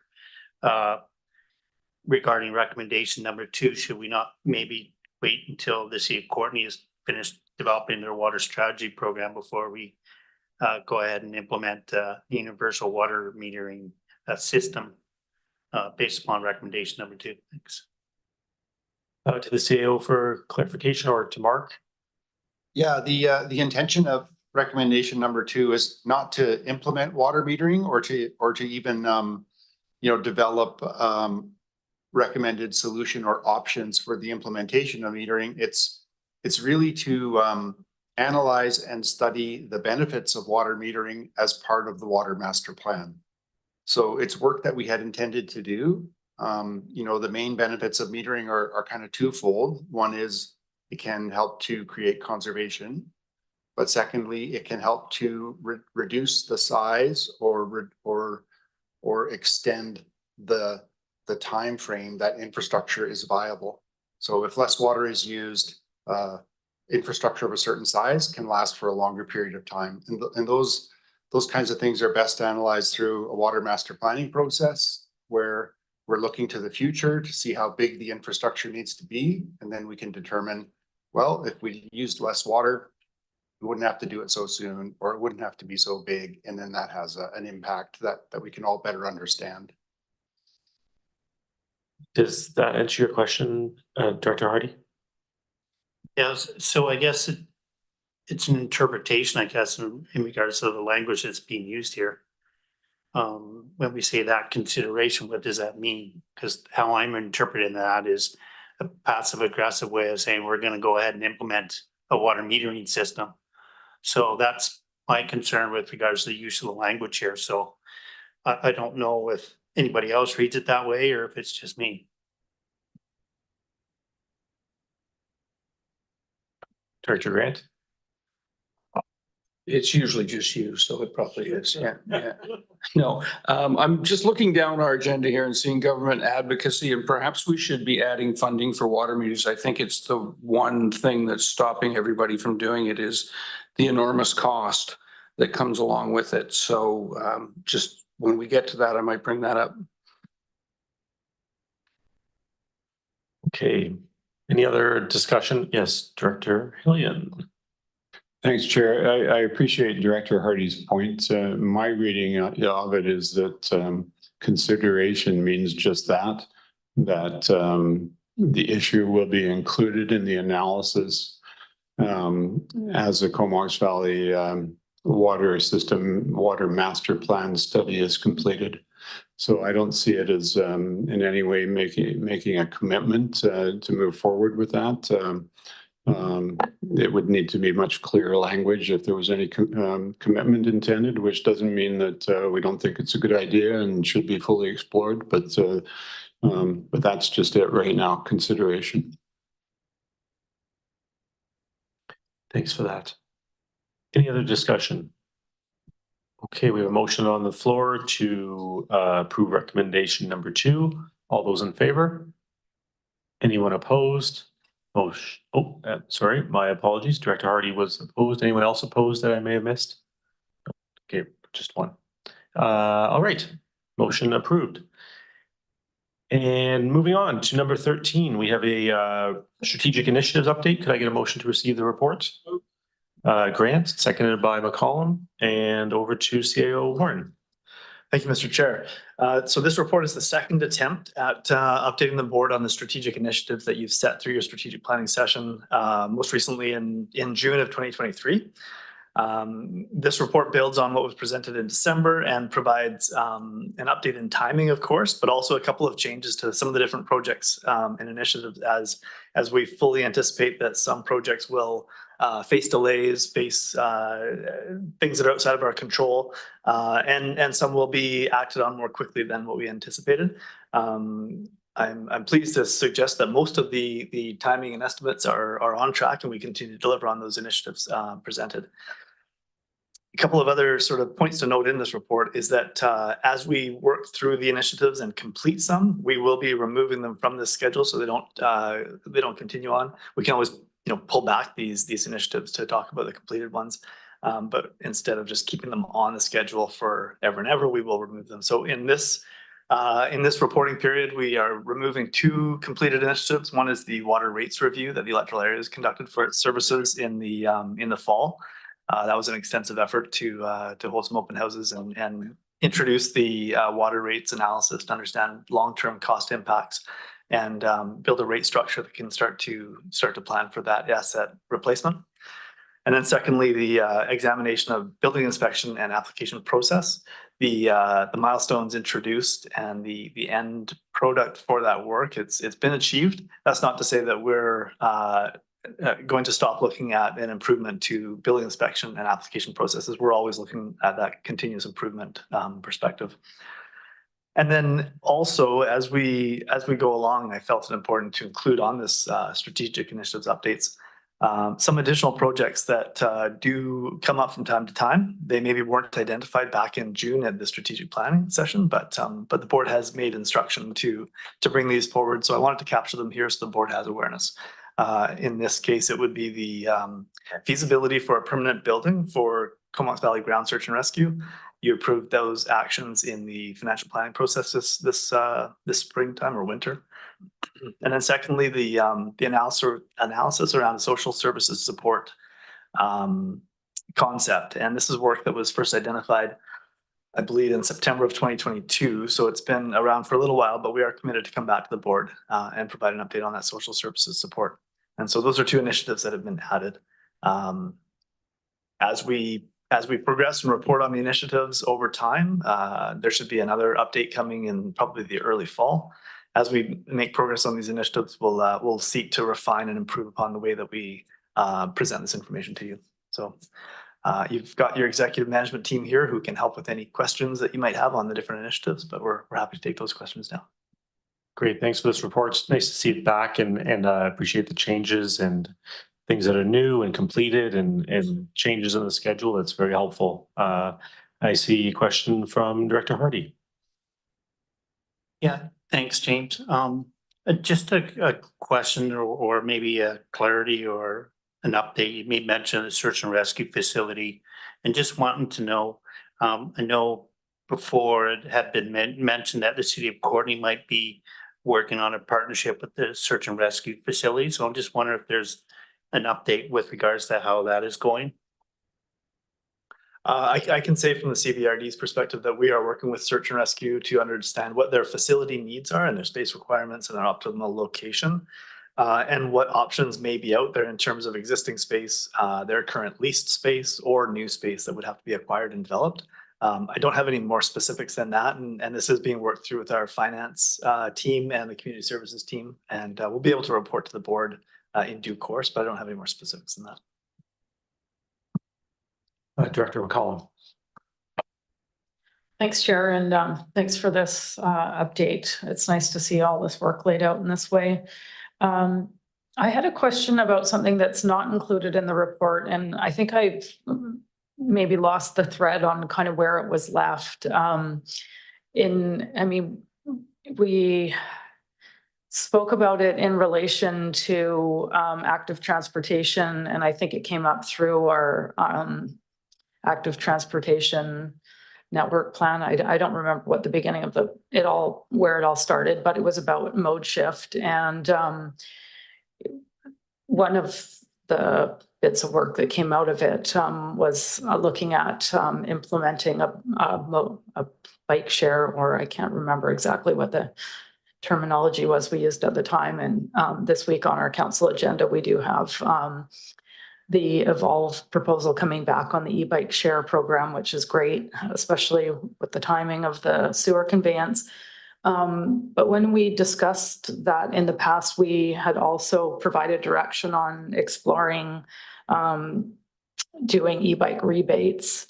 And the last time we received an update around it, it was suggested that we wait and see what comes of the provincial program. I think that was maybe a year ago. It has come up in the meantime when Evolve was here as well, that there was a question around where that was left. And so I'm wondering if that work has just kind of been parked for a while, or if maybe staff is looking for further direction from the board in order to reinitiate that. And I also can't recall what the last direction that was provided from the board to staff was. And I don't know if you have that at your fingertips, James, but. I can say that we are still waiting for provincial results, provincial information on, I believe, the grant program. Alana, do you want to come to the table and speak to that? I think you've probably got a bit more current information on that.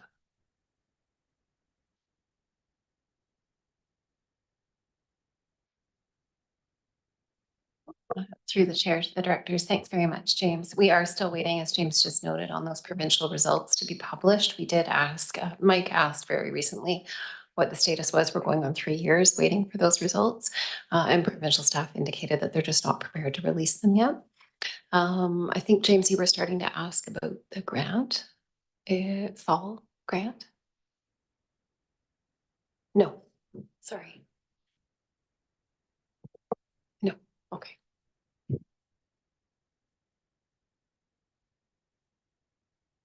Follow up, Director McCollum. Yeah, thanks. I turned my mic off. Yeah, given the length of time that we've been waiting on that information, and I imagine that the last direction that you received was, wait for that information to come out, and then the next bit of work will flow from that. But would it be helpful to get direction from the board, alternate direction, given that I'm not sure if there's even a timeline on when the province is planning on providing the information that we're waiting on. Just wondering how staff see this proceeding, if at all. Through the chair to the directors, just as a reminder for folks, thanks, Director McCollum, the rebate discussion around the electric bicycles pertain to providing an incentive via a rebate to purchasers of electric bicycles. The community of Saanich embarked on this initiative a few years ago. And so we were also getting some information from Saanich. I think this board had indicated an interest in the rebate for 2 reasons. One, for equity, affordability, and then the other piece, of course, to get folks out of cars and hopefully onto bicycles. We had talked to you a little bit about being able to put together a project, if that was something that this board is interested in, then finding a funding source to do that. We suggested to you that we wait for results from a province-wide study that was happening. UBC was working with the province to look at the Saanich program, and I believe some others, to find those results and report back to you. So certainly, of course, if the board is wanting us now to go ahead with a project, perhaps under the guise of poverty reduction or under GHG emissions, we'll certainly do that. I would caution, not caution, I would just say that we will need to come back to you to talk about where we would get the money to do that and refresh on what the parameters and objectives of the project would be. That's helpful. Thank you, Lenny. Yeah. I was just contemplating whether I had another question, but I think that answers everything. So thank you. Any other comments or questions? Okay, we have a motion on the floor to receive this report. Anyone opposed? Motion carries. All right, we're now on page 6 of our lengthy agenda tonight.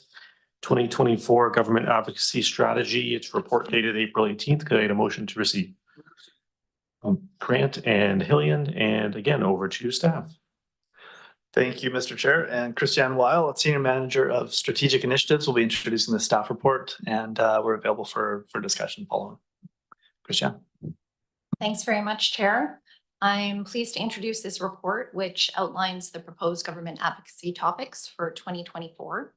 These topics have been grouped into 3 categories of interest, the first being province-wide, which includes advocacy to the Minister of Emergency Management and Climate Readiness to support stable funding and programming for both planning and responding to emergency events. And these issues have been identified as shared interests among various regional districts who've been listening closely to the experiences of West Kelowna and Fraser Valley in handling their own catastrophic events.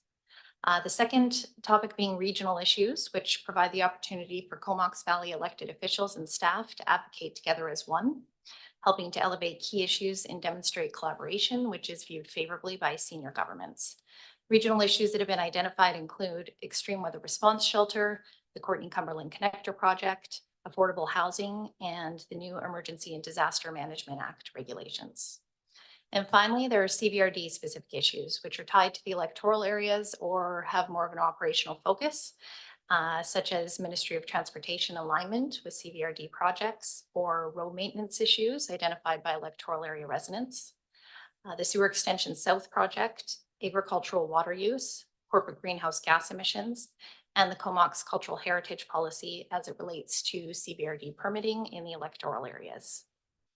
So this strategy aims to focus staff resources on those advocacy efforts which support the board's strategic priorities related to housing, active transportation, and climate crisis response.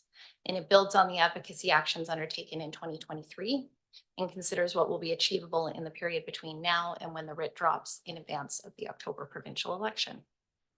And I'm happy to take any questions that you might have at this time. Great, thank you. Director Grant. I'm just wondering if it's appropriate to add to that funding for water meters, or is that not appropriated for what we're trying to do here? Well, I think that that's a matter for the board to decide if that's a priority in terms of advocacy for government. I would say anything that we add may dilute from the other requests that we have. So what this report tries to do is take all of the strategic priorities that the board's brought forward and that staff have actioned on their work plans and group them together in a way that makes sense. So I would say it's certainly something that could be added. I was away from my computer during the last report, so I don't know if maybe that's work staff could do to bring back another recommendation. Maybe James can help me out with that piece. I given that the work of the water master planning study is underway, and that the topic of water meters will be part of that work and part of the analysis, in concert with City of Courtenay staff and Town of Comox and others, it may be more appropriate to let that work unfold, understand what the various conditions, parameters, and maybe some of the barriers are, and if that is proven to be if cost is proven to be a significant barrier that the board then wants to undertake advocacy on, it would come from that water master plan study rather than putting that topic into the strategy at this time. Okay, yeah, the only reason I'm asking is because they had a round of funding. Cumberland got funding and I think they got all their water meters, a good portion of them paid for, and no one else did. And we've been asking ever since, and we never get anything from them. So at some point in time, we should get that back on the table. Director Hardy. Yeah, thanks. I'm just wondering, again, based upon recent letters from the chair to AVICC regarding the situation table and the funding coming from the province to help out with that, if that's something that needs to be included in this advocacy strategy or not. Sorry, I was just not sure if Christian want to take that one or I could. I think from time to time, the board will be faced with requests from various groups for letters of support and outreach. And the situation table is a good example, I think, where the motion was made today to support that letter going to the ministry requesting funding. It's a fairly focused request and a direct action that can be taken.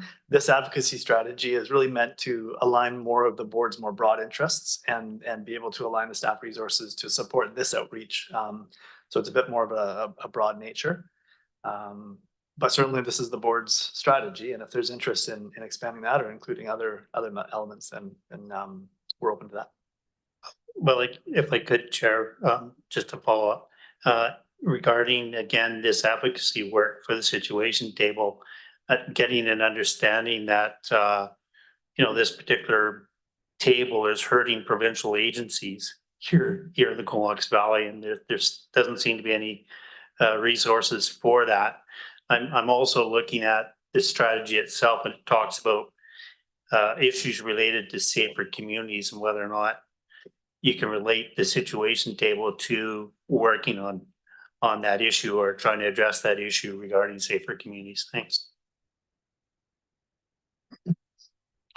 Director Arbor. Yeah, thanks.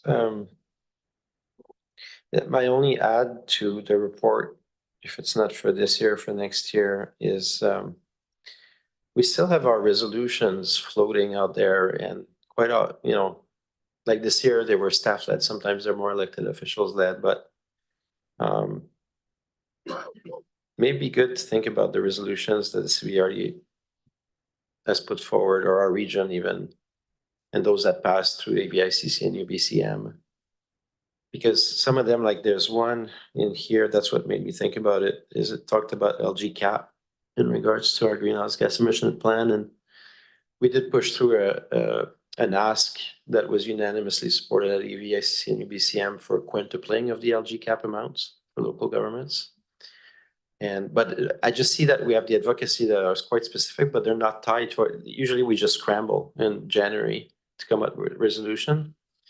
There's got to be a better way to tie the two together. Our active advocacy that is often tied to projects, and then the ones that we actually advocate more broadly. Maybe we could have a summer session where we start identifying between elected official and staff what sort of resolutions we'd like to present to AVICC and UBCM. It doesn't live in this report, right? It's like they're just floating out there, both the one we supported in the past and the ones that we may consider in the future. So just feedback. It doesn't have to be this year. It just struck me when I read the LG cap comment in this report. Director Hillian. Thanks, Chair. In Appendix A, that we have the extreme weather response shelter system. And I had the opportunity to be at an event where Minister Ma was speaking, and I actually made mention of this. And she said that there is funding available, and that in fact, the budget for this wasn't spent last year. So I see in our completed action, we've done a board resolution, and we're talking about doing ministry advocacy, but it doesn't actually indicate whether we've phoned the ministry involved and asked them if there's any money there. So that might be a worthwhile step. And I mean, I may have misunderstood the minister, because there's certainly some confusion around what these various programs are called. But I'm just wondering if there may be other situations like that where, and I appreciate that it's a real challenge for staff to keep up with all the government programs that are out there. But there may in fact be programs and services that we could take advantage of like this that we're not fully aware of. Thanks. Sierra Warren, do you have a comment on that? I would just say that on the EWR request, the resolution that was submitted, it wasn't so much that the funding wasn't there, it was that the request of the province would be that they would take a look at the EW program and recognize that it may not be addressing our current social challenges that we're facing in the community, and to look for a provincially driven solution that can bring together the community leaders and be more applicable to today's current challenges that are being faced, as opposed to what we think the EWR was structured for a number of years ago. It's been in place for a long time, and I think the conditions have changed. And so I think that's where the board was coming from with its resolution. Thanks. Yeah, I think that's a fair point and a worthy ask. But if in fact there's money there that would enable us as a community to hire somebody to coordinate this and bring all the local agencies and provincial resources together to come up with a plan, what more would we want? Apparently that's been done in some other communities, and I think it's worth double checking just to see. And again, I could be wrong, but I offer that up as a possibility. Thanks. So I guess the question for staff is who calls, how often do we call, who do we call, and do you need a board motion to make the call? The benefit of a report like this is that it gives the instructions so that we understand what the priorities of the board are, and then we don't need a motion per se on each effort to make a call. I couldn't tell you off the top of my head how often the calls are made and how much outreach there is. We do try to get in front of ministerial staff and ministers, and we'll take the opportunities where they come. Thank you very much. Any other comments or questions? Okay, so we have a motion for receipt on the table. Anyone opposed to receipt? Motion carries. Recommendation moved by Grant, seconded by Grieve, that we implement the advocacy topics and implementation actions outlined in the report be endorsed as the 2024 government advocacy strategy. Any further discussion? All those in favor? Anyone opposed? Motion carries. All right. Well done, everyone. We are making our way through the agenda. Thanks again for the ongoing energy of directors and staff still in the room. Moving on to G, bylaws and resolutions. We have a recommendation, bylaw number 825, Black Creek Community Center Contribution Service Establishment bylaw number 47. First and second. All right, we have a first and second, and this is just to clarify, vote of areas B and C. Any discussion on this topic? All those in favor? Anyone opposed? No. So that motion carries. And any discussion? All those in favor? Motion carries. All right, new business. So we have. Beautiful. Thank you, Director Hillian, and seconded by Director Grieve.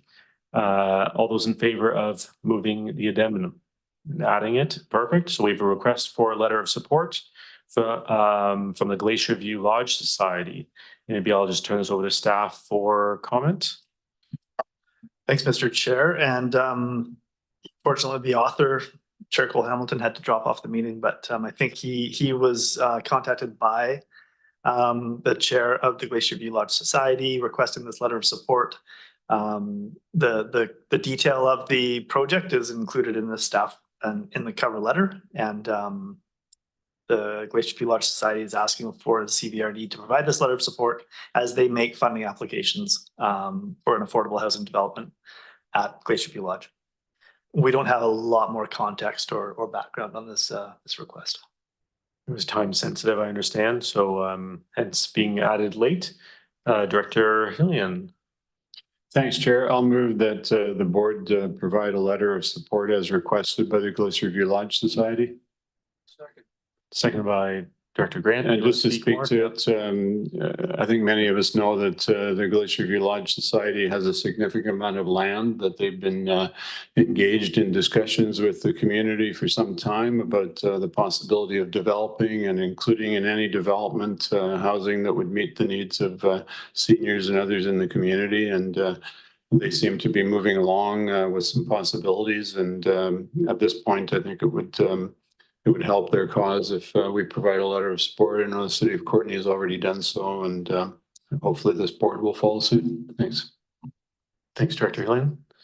Any other comments or questions about this topic? Okay, all those in favor? And anyone opposed? Motion carries. Could I entertain a motion to adjourn to in-camera, restricted in-camera?